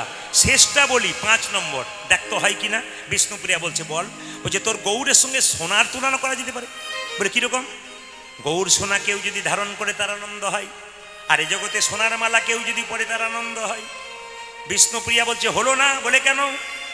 এই জগতে কেউ যদি সোনা পরে অন্ধকার রাস্তায় বহু দূরে যায়, তবে তার চোর ডাকাতের ভয় থাকে। কিন্তু গৌর সোনা যদি কেউ একবারে পড়তে পারে, হরিব, তবে চোর ডাকাত তার ধারে কাছে ঘেঁচবে না। তাই গৌর সোনা পড়তে হবে। মহাপ্রভু একটা কথা বলেছেন, মায়েরা যদি আপনারা পারেন সবচাইতে ভালো হয়। একটা মানুষের যেমন নিম্নপক্ষে 3 বার খাবার দরকার হয়, যা দেখবেন ভক্ত মানুষ, সাধক মানুষ, তাদের খাবার বেশি দরকার হয় না। যে যত কম খাবে তার তত দীর্ঘায়ু হবে। এখানে অনুকূল ঠাকুর বলেছেন, যে যত ভোগী সে তত রোগী, যে যত খায় সে তাড়াতাড়ি যায়। এই জন্য খাওয়াটাকে হিসাবে করতে হয়। হ্যাঁ, অনুকূল ঠাকুর বলেছেন যে আমাদের যারা মাছ মাংস ডিম খায়, আমিষ ভোগী যারা, তারা কলা গাছের মতো হুড়ুর করে বাড়ে আর হুড়ুর করে চলে যায়। আর যারা নিরামিষ ভোজী তারা হচ্ছে বট গাছের মতো, ধীরে ধীরে বাড়ে, বহুদিন পর্যন্ত রয়ে যায়। এবার আপনারা নেবেন কি না নেবেন সেটা আপনাদের ব্যাপার, একটু মন দিয়ে স্মরণ করবেন। আপনাদের বলে দিয়ে যাই যে মহাপ্রভু বলেছেন 10-5 সবে মিলে দাঁড়িতে বসিয়া কীর্তন করহ সবে হাতে তালি দিয়া। এটা মহাপ্রভু বাণী। সারাদিন কর্ম করার পর সন্ধ্যাবেলায় মন্দিরে বসে একটু হাতে তালি দিয়ে কীর্তন করো। তাই সবাই মিলে একটু হাতে তালি দিয়ে কীর্তন করবেন। আমি সবাইকে একটু বলবো, যাদের হাত আছে তারা তুলবেন, যাদের নাই তারা তোলার দরকার নেই। সবাই হাত তুলুন, সবাই তুলুন একসঙ্গে।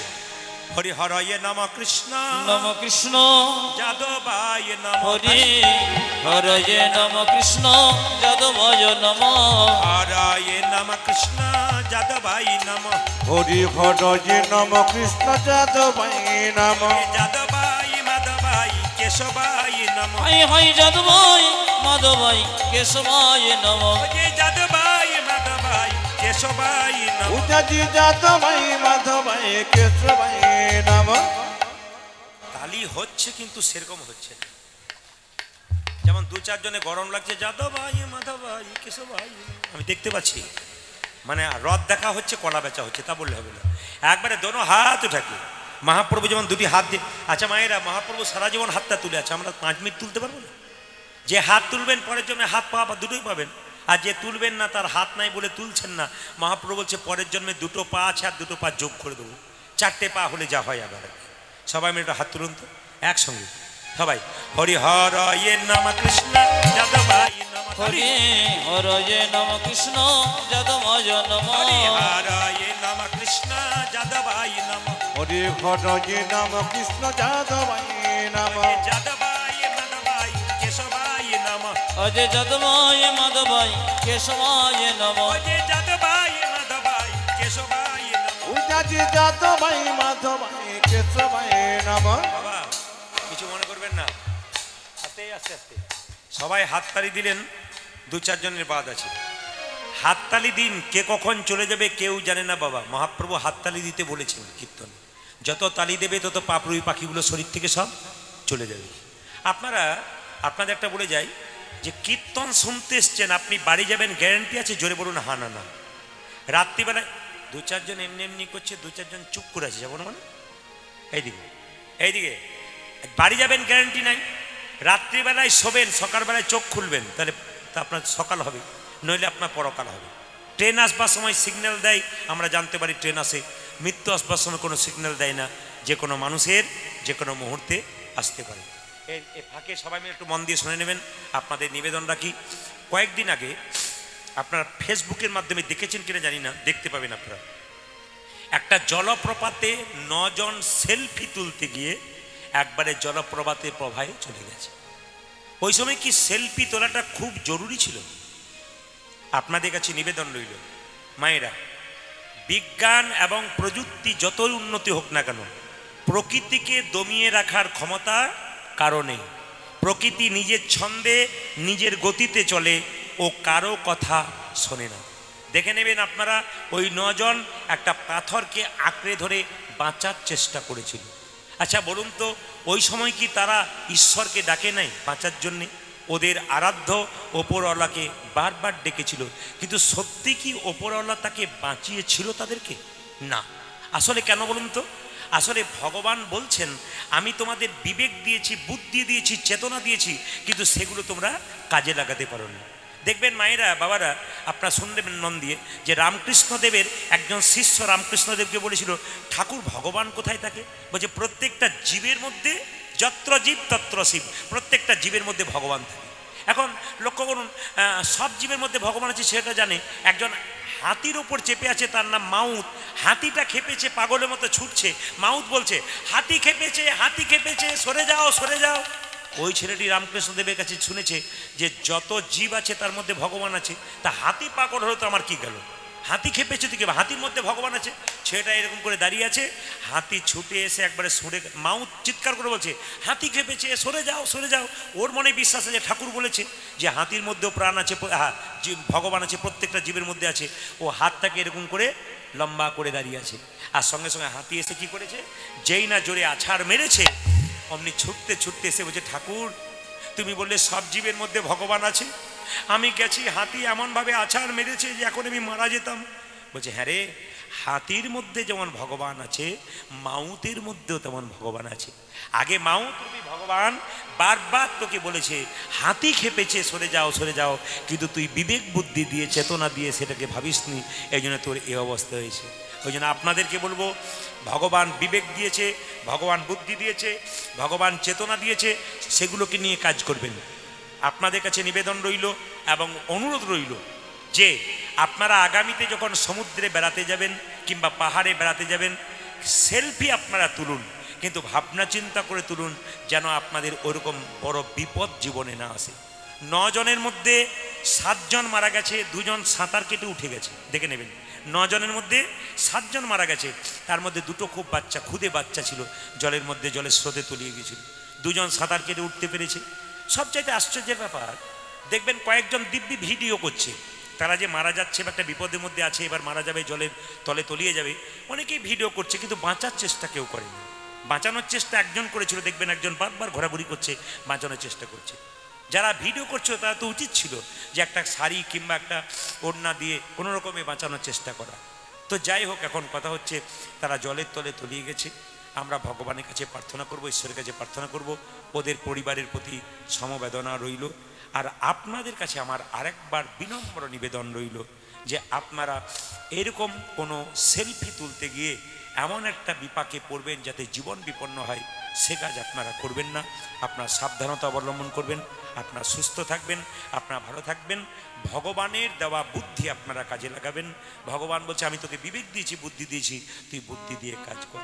ওরা হয়তো সেই বুদ্ধিটা ব্যবহার করতে পারেনি, তাই ওদের কাছ থেকে আমাদের শিক্ষা নিতে হবে, এরকম বিপদ যেন আমাদের জীবনে কোনোদিন না হয়। নিতাই গৌর হরি হরি হরি।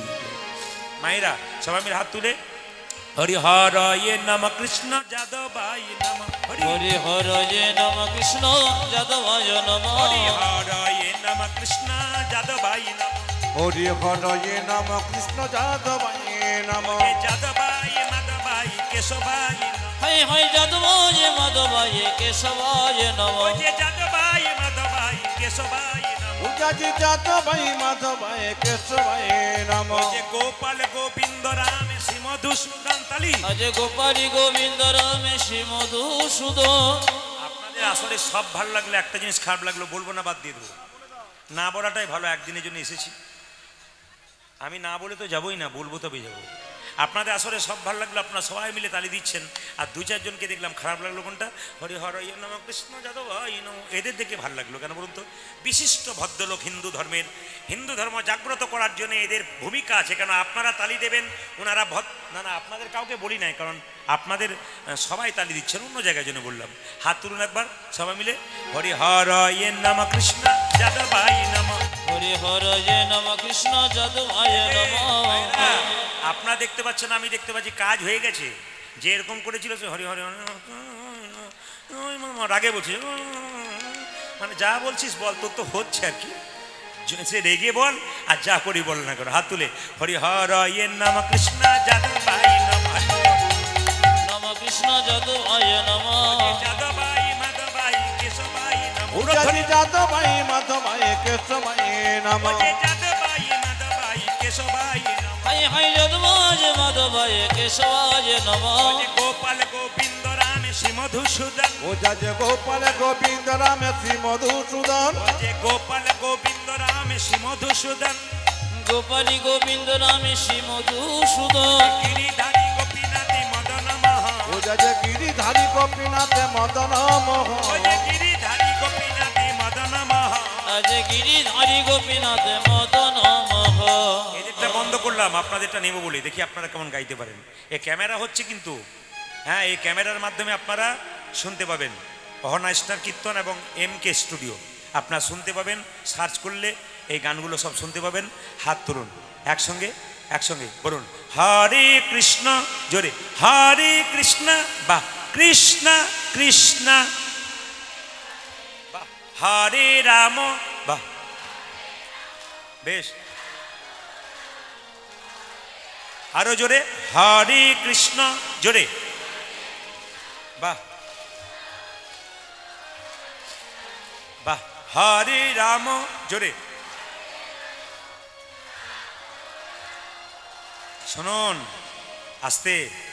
আমি কিন্তু 18টা জেলার মধ্যে প্রতিটি জেলাতে কিন্তু গান করি, প্রতিটি জেলার মানুষ কিন্তু হাততালি দিয়ে কীর্তন করে খুব সুন্দর করে। ইনি কিন্তু আজকে খুব একটা প্রচার করেন নাই বলে আপনারা যতটুকু এসছেন পরিপূর্ণভাবে জায়গা ছোট বলে প্রচার করেন নাই, কিন্তু দেখবেন প্রতিটা আসলে 15-16 হাজার মানুষ থাকে, তারা কীর্তন গান গায়।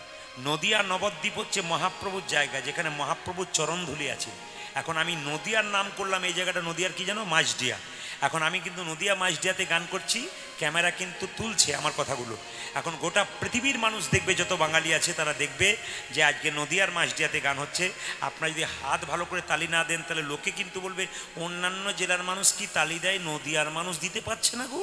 যেখানে হ্যাঁ ঘরের কাছে বাস ফেল তো সবার হয়, না না এত জোরে দেবেন যেন সবাই। মায়েরা দিন হরে কৃষ্ণ বা হরে কৃষ্ণ কৃষ্ণ কৃষ্ণ বাহ হরে রাম, ক্যামেরা ঘুরছে কিন্তু, বাহ দাঁড়ান দাঁড়ান দাঁড়ান, এত জোরে দেবেন কেউ কিন্তু বাদ থাকবেন না, ক্যামেরা ঘুরছে। এখন ইউটিউবের মাধ্যমে যখন গানটা শুনবেন সবার হাততালি হচ্ছে, যে দেবে না সে বলবে দিদি আমি দিই নাই গো, আমার উঠে নাই।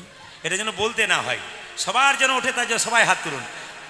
হরে কৃষ্ণ বা হরে কৃষ্ণ, জোরে কৃষ্ণ কৃষ্ণ বা হরে রাম, জোরে বাহ জোরে হরে কৃষ্ণ বা হরে কৃষ্ণ, জোরে জোরে হরে রাম বা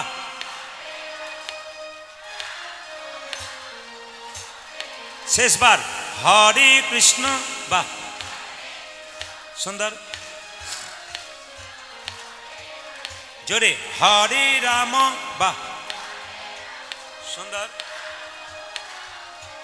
দান দান দান, আপনাদের কি আগে কীর্তনের দল টল ছিল নাকি? দারুণ গাইছেন কিন্তু। এবার এই এলাকাতে এলে না এদের আর আনবো না, আপনাদের দিয়ে চালিয়ে দেবো। সবাই মিলে বলুন হরে কৃষ্ণ কৃষ্ণ কৃষ্ণ হরে হরে, হরে রাম রাম রাম হরে। আজ হরে কৃষ্ণ কৃষ্ণ কৃষ্ণ হরে হরে, হরে রাম রাম রাম হরে হরে। হরে কৃষ্ণ কৃষ্ণ কৃষ্ণ হরে হরে। মায়েরা একদিন রাধারানী বেলি অবস্থা, এই যে বৌমা, সবার ভাগ্যে কিন্তু শাশুড়ি ভাগ্য ভালো হয় না, শাশুড়ি ভাগ্য সবার ভালো হয় না। অনেকের শাশুড়ি দেখবেন মায়ের মতো হয়, আর অনেকের শাশুড়ি দেখবেন একটু দরজাল হয়। এই যে রাধারানী শাশুড়ি বলছে, এই যে বৌমা এ বসে থাকলে হবে না, আমার খাবে আমার পড়বে, আর তুমি বসে থাকবে তা বলে হবে না। তোমাকে রাজার মেয়ে সেটা তুমি বাপের বাড়ি থাকবে, তোমাকে এখন জল আনতে হবে, যাও যমুনায় জল আনতে যাও। রাধারানী কি করেছে মা, যমুনায় জল আনতে গেছে, আর কদম্ব বৃক্ষের তলে গোবিন্দ দাঁড়িয়ে আছে একটা রূপের ডালি নিয়ে। সব একটু উলুধ্বনি দেবেন কিভাবে রাধারানী জল নিচ্ছে। না আগে দর্শন করুন, আগে দর্শন করুন। রাধারানী তো রাজার মেয়ে, সোনার কলসি নিয়ে জল আনতে গেছে। মায়েরা এরকম করে জল নিচ্ছে, উলুধ্বনি।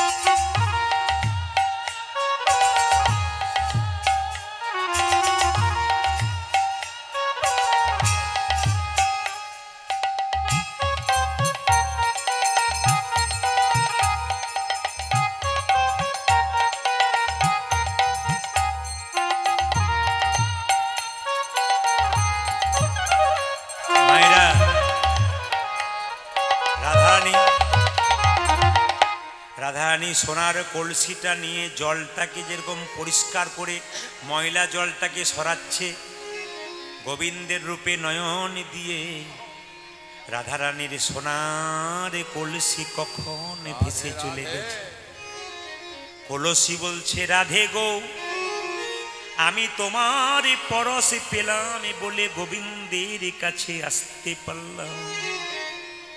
এই জগতে কোনো ভক্ত বা ভক্তিমতী মা কেউ যদি একবার রাধা রানীর পরশে পেতে পারে, জয় রাধে রাধে, তবে সেও কিন্তু গোবিন্দের কৃপা পেয়ে যায়। মায়েরা, সোনা হারানো নাকি ভালো নয়, মেয়েদের সোনা হারানো নাকি অমঙ্গল, এগুলো প্রাচীন লোকের কথা।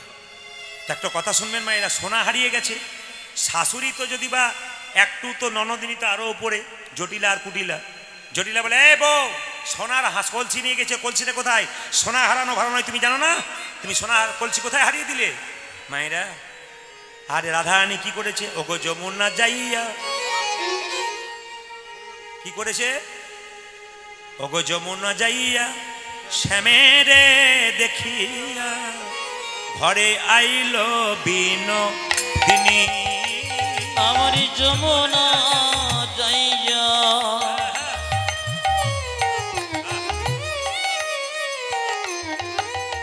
শ্যামের দেখিয়া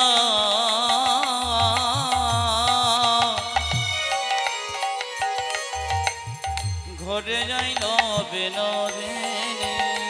ও যে যমুনা যাইয়া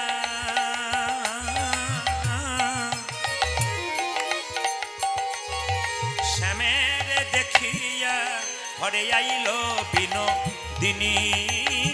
আমার যমুনা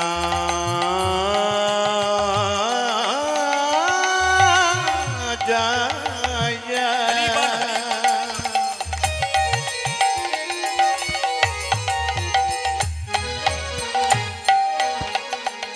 আজ শ্যামের দেখিয়া ঘরে আইল বিনোদিনী। আমার বিরলে বসিয়া কাঁদিয়া কাঁদিয়া, ওগো বিরলে বসি যা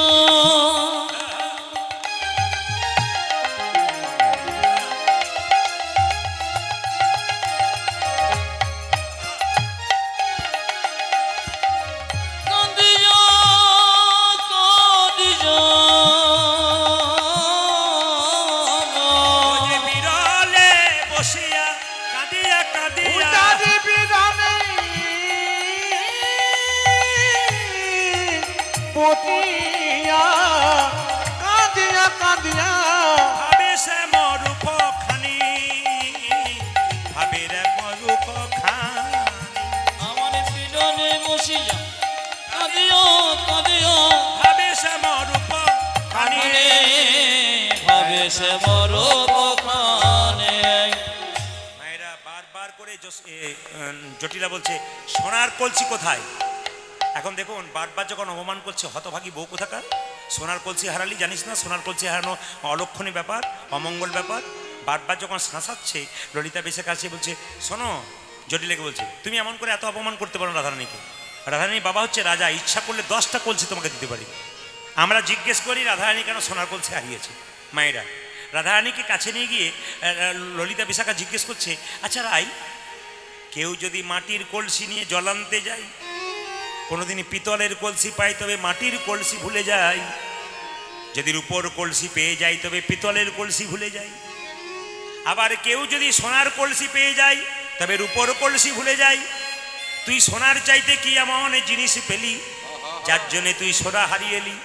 রাধারানী বলছে, ললিতা রে, কেউ বুঝুক আর না বুঝুক, তোরা তো বুঝিস, তোরা আমার মরম সখী, আমার শাশুড়ি মায়ের মতো চোখ তো তোদের নাই।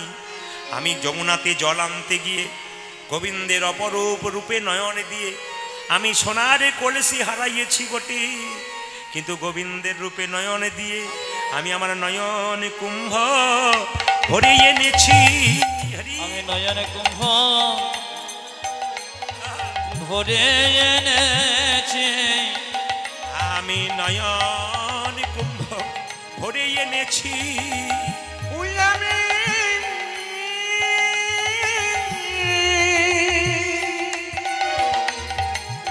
আমি নয়ন কুম্ভ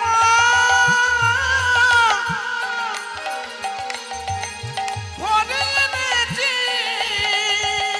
আমি গোবিন্দের রূপে নয়ন দিয়ে নয়ন কুম্ভ ভরে এনেছি। আমি গোবিন্দের রূপে নয়ন দিয়ে কৃষ্ণ প্রাণ গোবিন্দ বলে গোবিন্দ রূপে নয়ন দিয়ে কৃষ্ণ প্রাণ গোবিন্দ বলে গোবিন্দ রূপে নয়ন দিয়ে কৃষ্ণ প্রাণ গোবিন্দ বলে কুম্ভ ভরে এনেছি। মায়েরা সবাই তাকান, এই দুটো চোখ হচ্ছে কলসির মতো। এই কলসির মতো চোখগুলোকে যদি জলে কেউ ভরতে পারেন তবে আপনার গোবিন্দ কৃপা নেতাই গৌর হরি বল বলে। মায়েরা, সংসারের জন্যে যখন কাঁদবেন, চোখের জল পড়বে চোখের কোণ দিয়ে, সে জল স্পর্শ করবেন গরম লাগবে, সে জল মুখের মধ্যে প্রবেশ করলে নোনা নোনা ভাব লাগবে। কিন্তু কেউ যদি সংসারের সমস্ত কর্ম করে হা কৃষ্ণ প্রাণ গোবিন্দ বলে দিনান্তে যদি একবার গোবিন্দের চরণে গোবিন্দ তোমার হোলামে বলে কাঁদিতে পারে, তবে তার চোখের জল চোখের কোণ দিয়ে পড়ে না, তার চোখের জল চোখের মাঝ দিয়ে পড়ে। সে জল স্পর্শ করলে গরম হয় না, ঠান্ডা লাগে। সে জল মুখের মধ্যে প্রবেশ করলে নোনা লাগে না, মিষ্টি মিষ্টি ভাব লাগে। তাই নিজের নয়ন কুম্ভটাকে মাঝে মাঝে গোবিন্দের নামে ভরে দাও। গোবিন্দের নামে যে যত কাঁদতে পারবে। ললিতা বলছে, রাধে তুই যে নয়ন কুম্ভ ভরে এনেছিস, অমৃত কুম্ভ গোবিন্দের রূপের, যেটুকু এনেছিস সেটুকু আমাদের সামনে বল। বলছে, আমি যখন যমুনাতে জল আনতে গেলাম, গোবিন্দের মুখের দিকে তাকালাম, অমনি কি হলো জানিস? ও মুখ মণ্ডল জিতি শারদ সুধা আজ ও মুখ মণ্ডল গীতি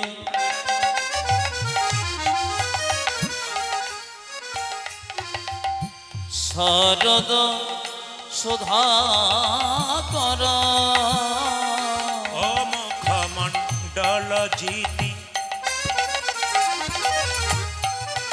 ও যে শারদ সুধা কর। ও যা যে মুখ মণ্ডল চিতে শারদ সুধা কর। তনু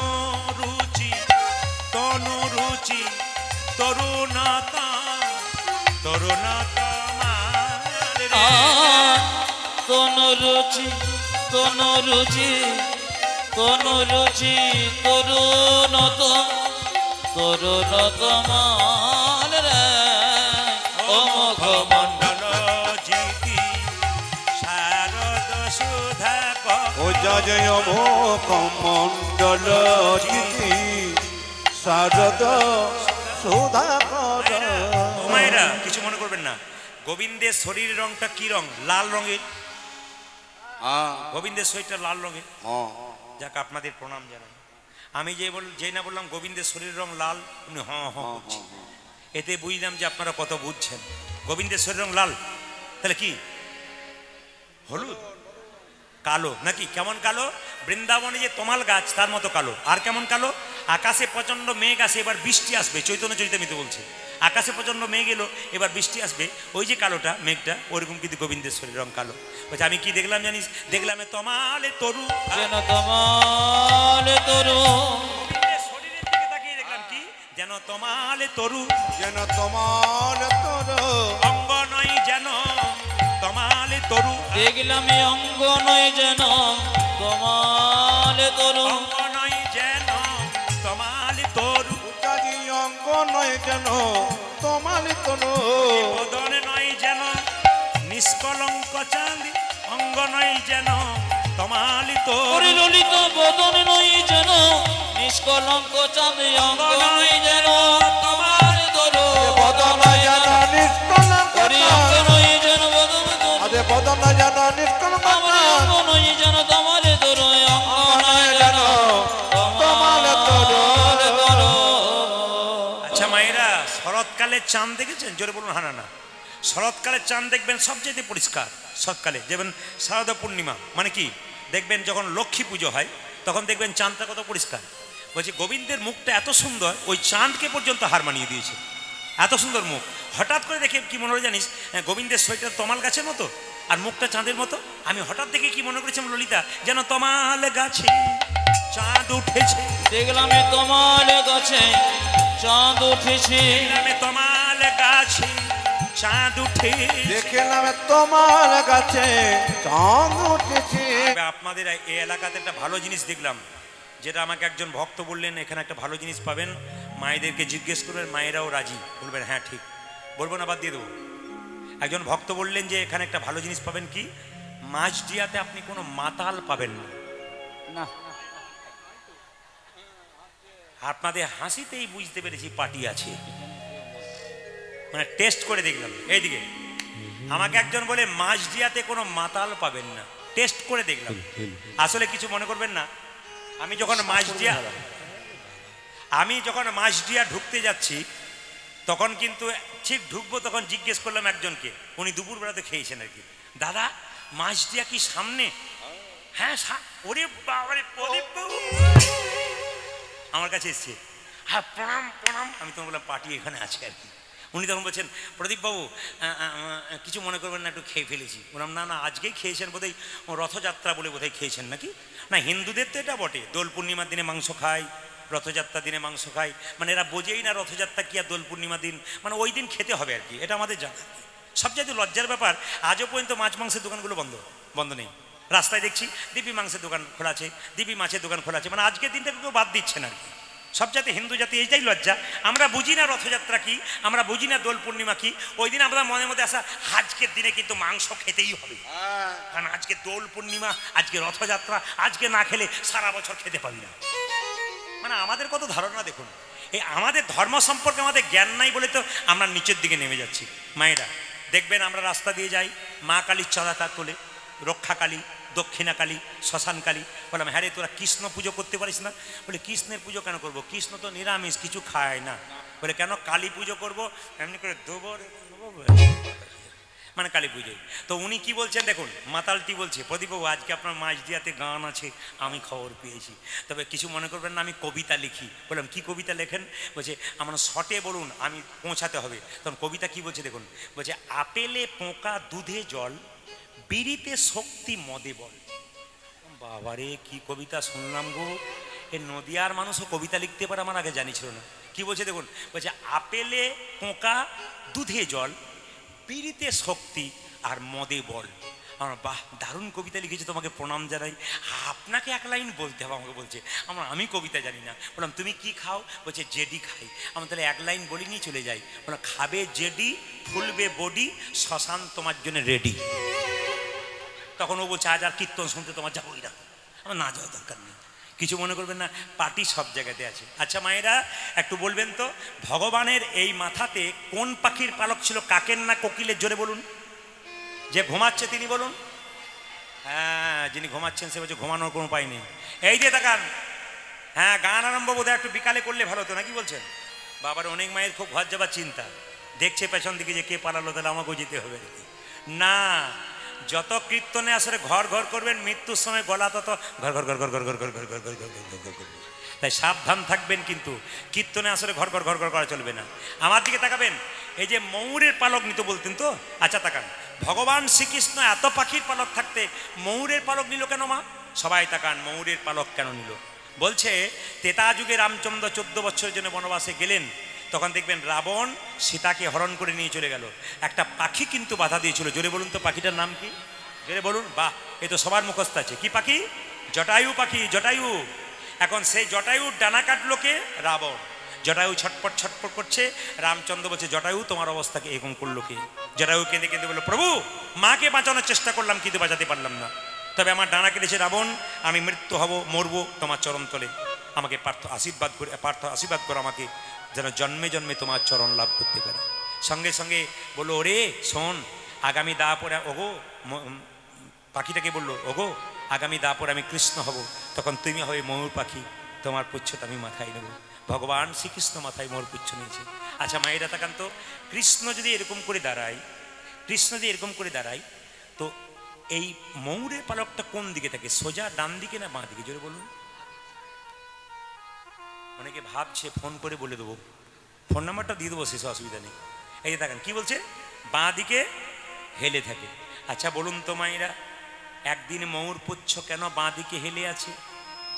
ময়ূর পুচ্ছ বাঁ দিকে হেলে থাকার দুটো কারণ। বাড়িতে যেমন কাজ নিয়ে ঝগড়া হয়, ভগবানের শরীরে ময়ূর পুচ্ছ আর নুপুরের মধ্যে ঝগড়া হচ্ছে। ময়ূর পুচ্ছ বলে, নুপুর তুই ছোট লোক, তুই গোবিন্দের চরণে থাকিস, আমি হলাম বড় লোক, আমি গোবিন্দের মাথায় থাকি। দুজনের মধ্যে ঝগড়া হলে মাঝ থেকে একজনকে বিচার করতে হবে। বাঁশি তখন বলল, শোনে রে ময়ূর পুচ্ছ, এই জগতে যত সাধুগুরু বৈষ্ণব আছে তারা কোনোদিন গোবিন্দের মাথায় থাকতে চায় না। এই জগতে যত সাধুগুরু বৈষ্ণব আছে গোবিন্দের চরণ পেতে চাই। ওরে নুপুর রে, তুই যদি গোবিন্দের চরণ পেয়েছিস তবে তোর মতো ভাগ্য আর কজনের আছে।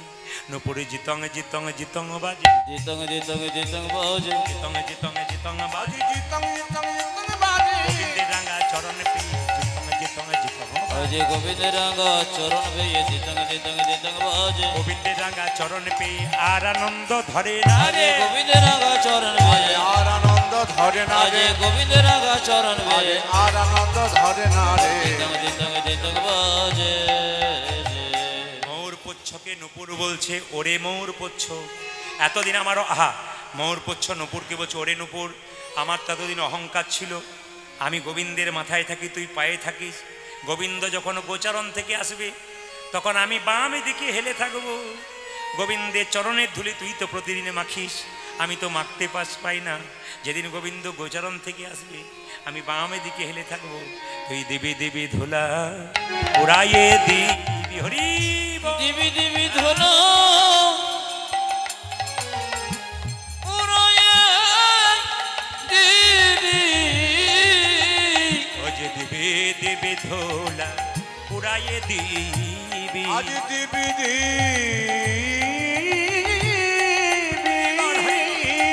দোলা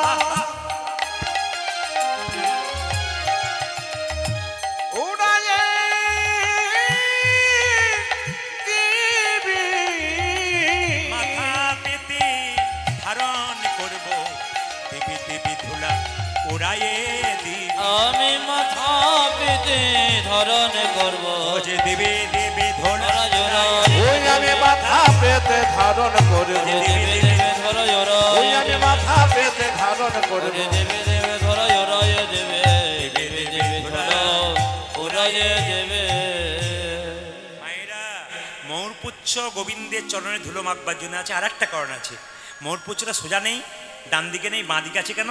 সোজা থাকলে গোবিন্দের বদন দেখতে পাবো, ডান দিকে থাকলে গোবিন্দ বদন দেখতে পাবো, বাঁ দিকে থাকলে গোবিন্দের বদন তো দেখতে পাবো, তার সঙ্গে রাধা বদন দেখতে পাবো। হ্যাঁ, রাধা বদনে দেখতে পাবো, রাধা বদন দেখতে পাবো। ওই আমি রাধা বদন দেখতে পাবো। তাই তো বামে হেলে রইব, রাধা বদন দেখতে পাবো। আমি তাই তো বামে গেলে রব, রাধা বদনে দেখতে পাবো, আমি তাই তো বামে হেলে রই, আমি রাধা বদন দেখতে পাবো, তাই তো বামে গেলে রইব, রাধা বদনে দেখতে ওই আমি তাই তো পাবো, বামে গেলে রইব।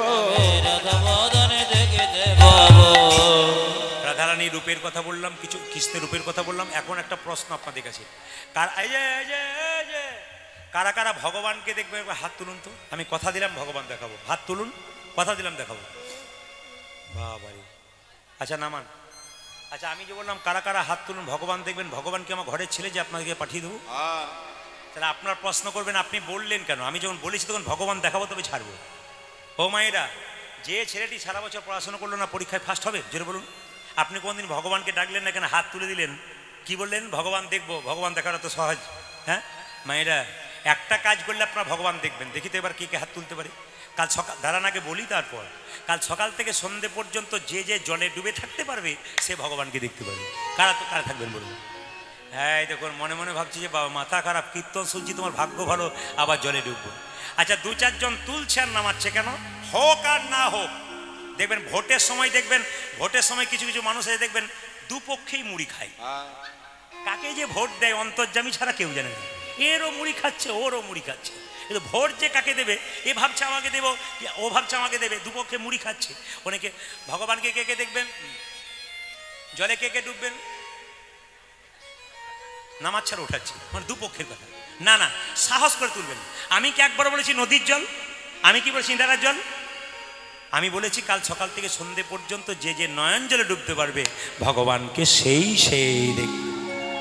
মায়েরা, ভগবানে বললেন, খুব মন দিয়ে শুনবেন, ভগবানে বললেন আমাকে দেখার চেষ্টা করো না।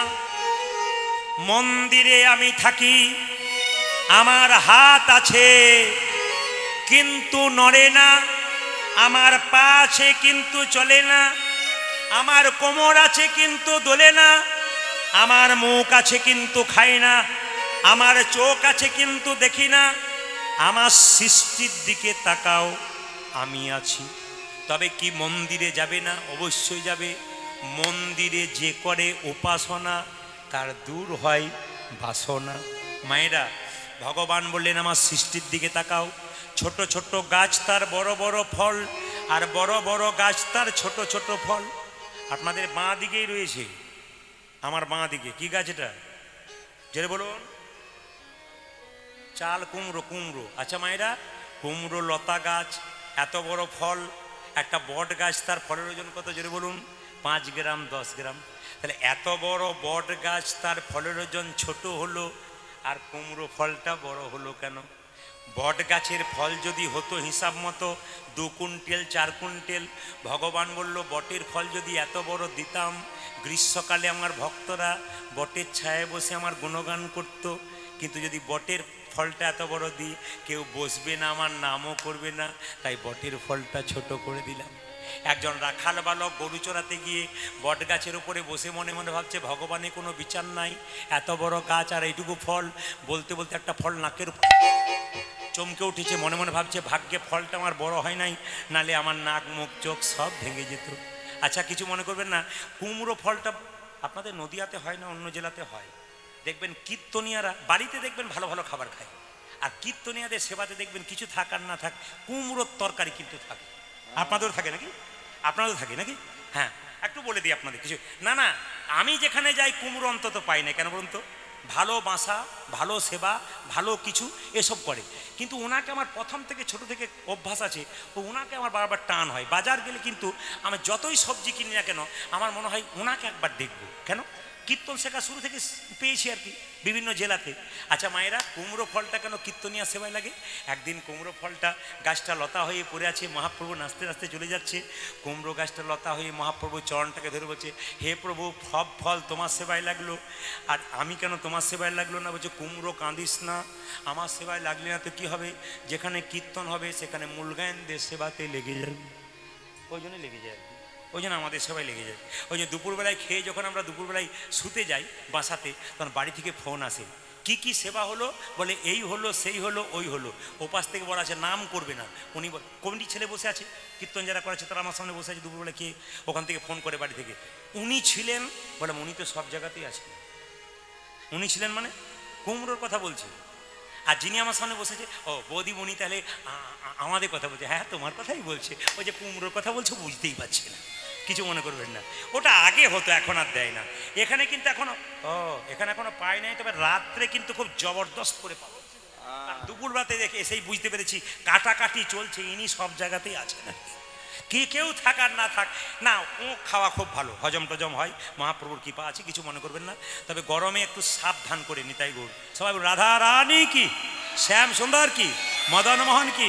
ভগবান বললো আমার সৃষ্টির দিকে তাকিয়ে দেখো, ছোট্ট জোনাকি পোকা দেখতে তারে কালো, ছোট জোনাকি পোকা দেখতে তারে কালো, ছোট্ট জোনাকি পোকা দেখতে তারে কালো, ছোট জনকে পোকা দেখতে তারে কালো। আমার সৃষ্টির দিকে তাকিয়ে দেখো, ছোট্ট জোনাকি পোকা দেখতে তারে কালো, বলো দেখি তার পেছনে কে দিয়েছে আলো। ওগো বলো দেখি তার পেছনে কে দিয়েছে আলো। বলো দেখি তার পেছনে কে দিয়েছে, উজাজি বলো দেখি তার পেছনে কে দিয়েছে আলো। প্রজাপতি প্রজাপতি কত জাতি কত জাতের ফুল, প্রজাপতি কত জাতি কত জাতে ফুল, প্রজাপতি কত জাতি কত জাতের ফুল। প্রজাপতি কত জাতি কত জাতের ও ফুল। যে বলতে পারো এত সুন্দর সৃষ্টির কি বা মূল, আজ বলতে পারো এত সুন্দর সৃষ্টি কি ও বাবু, যে বলতে পারো এত সুন্দর সৃষ্টির কি বা মূল। জাতি বলতে পারো এত সুন্দর সৃষ্টি কি বামু।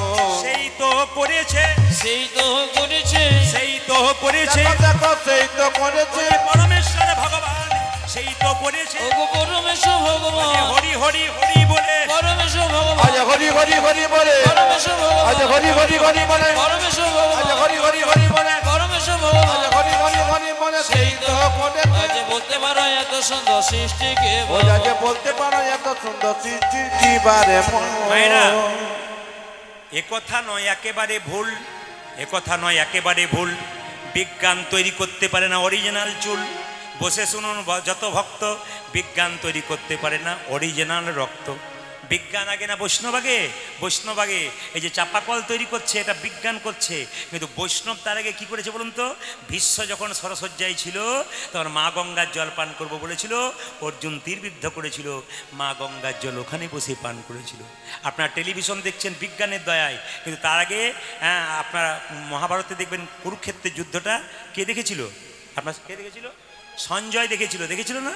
আপনাদের কাছে নিবেদন রইল মায়েরা, বিজ্ঞান আগে নয়, বৈষ্ণব আগে। একবারে খুব দামি কথা, খুব মাথায় রাখবেন। উড়োজাহাজ আপনার এরোপ্লেনে চাপছেন, কিন্তু বৈষ্ণবরা কি করেছে? তার আগে কিন্তু রাবণের পুষ্পরথ কিন্তু তৈরি করে বসে আছে। সব কিন্তু আগে থেকেই হয়ে আছে। তাই আপনাদের কাছে নিবেদন রইল, ভগবান আছেন, তিনি অনাদি, তিনি থাকবেন, তিনি চিরকাল থাকবেন। যদি আমরা তাকে ঠিকমতো স্মরণ করতে পারি, গোবিন্দ আমাদের কাছে থাকবে। সবাই মিলে হাত তুলে একটু কীর্তন করুন, সবাই মিলে একসঙ্গে, একসঙ্গে রথের দিনে। কৃষ্ণ কেশব কেশব। বাহ বাহ, সুন্দর। আপনাদের পরিবেশকে আমি ধন্যবাদ জানাই। একটা ছোট্ট পরিবেশে আজকে কীর্তন করলাম, খুব সুন্দর লাগছে পরিবেশটা। হাত তুলে কৃষ্ণ কেশব, কেশব। খুব সুন্দরভাবে তালি দেবেন জগন্নাথকে স্মরণ করে। কৃষ্ণ মাধব মাধব সুধা মাখা এই নাম, হরি নাম মধু মাখা এই নাম, নাম নাম হরি বল। আজ কৃষ্ণ কেশব, কৃষ্ণ মাধব সুধা সুধা মাখা এ সবাই হাত নাম, তুলে ভক্তি করি। হরে নাম, মধু মাখা এই নাম, নাম নাম। মায়েরা, মাটি যদি হয় খাঁটি তবে সোনার ফসল ফলে।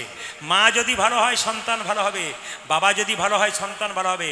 বাবা হলো বীজ, মা হলো মাটি। যদি আপনি আপনার বাচ্চাকে নিয়ে কীর্তন শুনতে পারেন তবে আপনার মাটি ভালো আর আপনার বীজও ভালো। আর যদি আপনি শুনতে না পারেন, ছেলে পুলে গুটিয়ে নিয়ে যান, তবে মাটিও ভালো নয়, বীজও ভালো নয়। আমাদের বাবাজি আপনাদের ললাটে তিলক দিচ্ছে। আজকে বাড়ি গিয়ে আয়নাতে নিজের ছবিটা দেখবেন। অন্যদিন যে সুন্দর লাগে আপনাকে, তার চাইতে সুন্দর লাগছে আপনি তিলক নিয়েছেন বলে। মেয়েদের যেমন স্মৃতির সিঁদুর, হাতের শাখা, হাতের নোয়া একটা সতী নারীর লক্ষণ, সেরকম তিলক মালা এবং শিখা, এগুলো হচ্ছে ভক্তদের লক্ষণ। আপনি যে ভক্ত মানুষ তার লক্ষণ কিন্তু এগুলো দেখা যায়। অনেকে প্রশ্ন করে, তিলক মালা পরলেই কি ভক্ত হওয়া যায়? না গো, বাজার থেকে তিলক কিনতে পাওয়া যায়, কপালে নিলে ভক্ত হওয়া যায় না। মালা কিনতে পাওয়া যায়, গলায় নিলে ভক্ত হওয়া যায় না। ভেতরটাকে আগে সাজাতে হবে। তাহলে প্রশ্ন করবেন, যারা তিলক মালা করছেন তারা কি অন্যায় করছে? না গো, তিলক মালা হলো কি মাস্টার। কিসের মাস্টার? রাস্তা দিয়ে পেরিয়ে যাচ্ছ, কারো পেয়ারা গাছে একটা পেয়ারা ঝুলছে, তুমি চারিদিকে তাকাচ্ছ, কেউ কোথাও নাই, তুলে নেবে। কিন্তু যদি তিলক মালা থাকে তখন মনে হবে পাছে লোকে কিছু বলে। আপনাকে বিবেকটাকে বারবার, আপনি যাতে খারাপ কাজ না করতে পারেন, তিলক মালা থাকলে আপনার কি হবে? লোকে আমাকে কি বলবে, আমার তিলক আছে, মালা আছে, আমি খারাপ কাজ করছি। এই তিলক মালা হচ্ছে মাস্টার, এগুলো নেওয়া দরকার। আপনারা দেখবেন ছবিতে বাড়িতে গিয়ে আপনাদের যে বাবা তিলক করে দিচ্ছে, কত সুন্দর লাগবে আপনাদের। বলছে, দেখ যে চোরা যেন ডাকিতেছে, চোরা যেন ডাকিতেছে, চোরা যেন ডাকিতেছে। আর কি দেখলি? আমি ললাটের দিকে তাকালাম, টলমল অলকা তিলক মুখ ঝলক হই, টলমল অলকা তিলক মুখ ঝলক হই। গোবিন্দের রূপের কথা বলছি, গোবিন্দের টলমল অলকা। অলকা মানে কি? অলকা মানে কেউ জানেন? এতদিন রূপগান শুনছেন, মানে আপনার চুলটা যদি কপালের দিকে চলে আসে, কপালটাকে ঢেকে দেয়, ওটাকে অলকা বলা হয়। গোবিন্দের কুচকানো কুচকানো চুলগুলো কপালের দিকে চলে আসছে, ওটা অলকা। আর তিলক পড়েছে, দেখে কেমন লাগছে? টলমল তিলক মুখ ঝলকই, আজি টলমল আলকা তিলক মুখ ঝলকি, আউখি ধনু আধা না আরে কি বা অজে ভগতি ধনবাধা অরে কেবল আউখি ধনু আধা না আরে কি বা আউখি।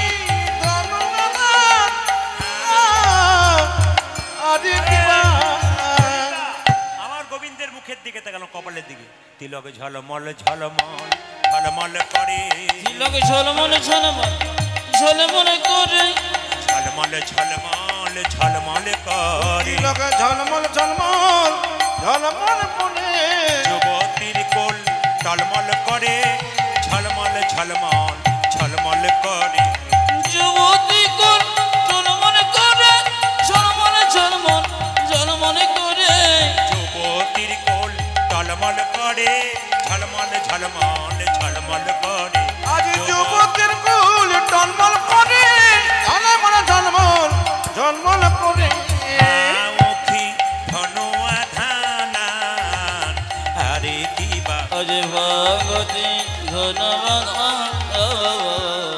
অরে সবাই মিলে হাত কেবল তুলে বলুন, ভগবান শ্রীকৃষ্ণ কি, জয়। ভগবান শ্রীকৃষ্ণ কি। বলছে আমি দেখলাম মধুর মধুর মুরলী স্বর। আর কি দেখলাম? বলছে কি দেখলি বল? যো ছুয়া মদ মদন মন মন্থর, যো ছোয়া মধ মদন মোহ মন্থর, যো ছুয়া মদ মদন মন মন্থর, আজি ছোয়া মদ মদন মন মন্থর, অনত হি গোবিন্দ দাস দাস রে, অনত হে গোবিন্দ দাস দাস রে, অনত হি গোবিন্দ দাস দাস আজি রে। তরত হে গোবিন্দ দাস দাস রে। ললিতা বলছে রায় কিছু মনে করিস না, তুই বোকামি করেছিস। বলে কেন? কৃষ্ণ হচ্ছে রাখাল ছেলে, আর তুই রাজার মেয়ে, তার রাজা মেয়ে হয়ে রাখালের রূপে তুই নজর দিলি, তুই তাকে ভালোবাসলি, এটা তোর খুব খারাপ হলো, এটা খুব অন্যায় করলি। রাধারানী বলছে আমি প্রথমে ভেবেছিলাম সত্যি তো আমি রাজার মেয়ে, আমি কেন রাখাল ছেলের প্রতি রূপ দেব, আমি কেন কৃষ্ণের প্রতি রূপে নয়নে দেব। কিন্তু কি হলো জানিস, আমি পেছনে ফিরে চলে আসছিলাম, তখন দেখতে পেলাম কামদেব মদন, যিনি দেখতে ভারী সুন্দর, তিনি ধ্যান করে বসে আছে গোবিন্দকে দেখব বলে। তখন আমার মনে হলো কামদেব মদন যদি ভগবানকে দেখবার জন্য বসে থাকে, তবে আমি ভগবানকে দেখব না কেন? তবে বিধিকে বারবার বলি, বিধি রে কোটি নেত্র নাই দিল, সবে দিল দুই, তাহাতে পলক দিল কি হেরিব মই। ওরে বিধি তুই আমায় দুটো চোখ দিলি, কিন্তু পলকে দিয়ে দিলি, কোটি নেত্র দিল কিন্তু গোবিন্দের রূপ দেখে স্বাদ মেটে না। দুটো নয়ন যদি বা দিলি, তবে পলকে দিলি কেন? মায়েরা, মাছকে ভালো কথায় মিন বলা হয়। মাছের পলক আছে? জোরে বলবেন হানা না। মাছের পলক আছে? বলছে মাছের মতো চোখ দিলে তো আমি এক দৃষ্টে ভগবানকে দেখতে পেতাম। কেন মিনের নয়ন দিলে না হে? বিধি কেন মিনের নয়ন দিলে না গে? কেন মিনের নয়ন দিলে না? কেন বিনির নয়ন দিলি নাকি? পলকে কৃষ্ণ দেখতাম, মিনের নয়ন দিলে না। বিধি আমি অপরকে কৃষ্ণ দেখতাম, কেন মিনের নয়ন দিলে না গে? আমি অপলকে কৃষ্ণ দেখতাম, মিনের নয়ন দিলে না ওই গে? আমি অপলকে কৃষ্ণ দেখতাম, মিনের নয়ন দিলে না ওই গে? জানে বিনির নয়ন দিলে না গে? যেখানে বসে আছেন মন দিয়ে শুনবেন, মিন মানে হচ্ছে মাছ। আমাকে মিনের নয়ন দিলে আমি এক দৃষ্টে তাকিয়ে দেখতাম। মায়েরা বলছে আর কি দেখলাম জানিস? বলে কি দেখলি? শোন, দেখে এলামে তারে গোসই, দেখে এলামে তারে, আমি দেখে এলাম তারে গোসই, দেখে এলাম তারে, দেখে এলামে তারে গোসই, দেখে এলামে ওই তারে। আমি দেখে এলাম তারে গোত, দেখে এলাম এই যে, তারে। একই অঙ্গে কতই না রূপ নয়নে না ধরে একে অঙ্গে কত নর নয়নে নঝরে একই অঙ্গে কতই না রূপ নয়নে না ধরে আজ এক অঙ্গে কতই না রূপ নয়নে না ধরে। ও মায়েরা, এই দেখো, বেঁধেছে বিনোদ চূড়া নবকুঞ্জ দিয়া আমার বিদেশে বিনোদ চূড়া নবকুঞ্জ দে যা বেঁধেছে বিনোদ চূড়া নবকুঞ্জ দিয়া ওজা যে বেঁধেছে নদ চোরা নবকুঞ্জ দিয়া তাহাতে ময়ূরের পাখা বামে হেলাইয়া রে তহতে মজরে পাখা বামে ফেরজে কালিয়া বরণ খানি চন্দনেতে আঁকা। আজ কালি এবং রণখানি চন্দনেতে মাখ কালিয়া বরণ খানি চন্দনেতে মাখা ওজা যে কালি যাব জনে খানে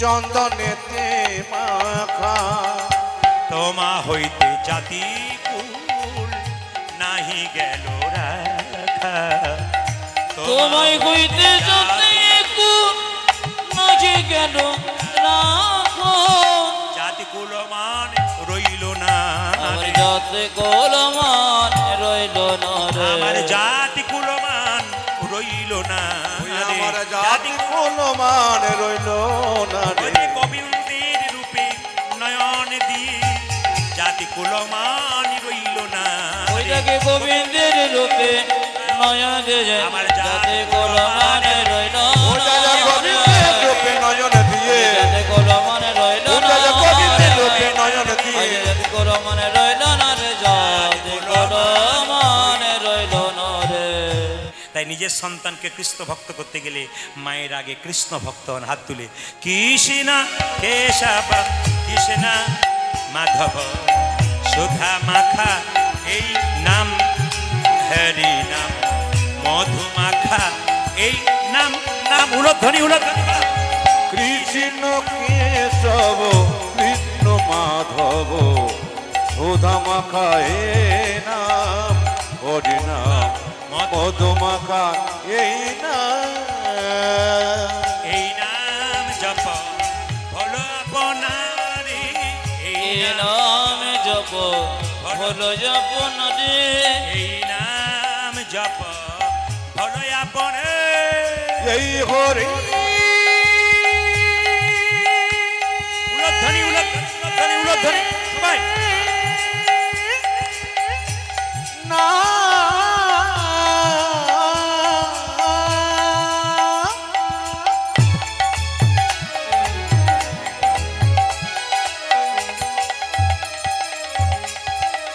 সবাই হাত তুলে তোরা হাত তুলে বাহ, বাহ, বাহ। এই মধু মাখা সবাই হাত তুলবেন ভক্তি ভরে তুলবেন ভক্তি ভরে বাহ বাহ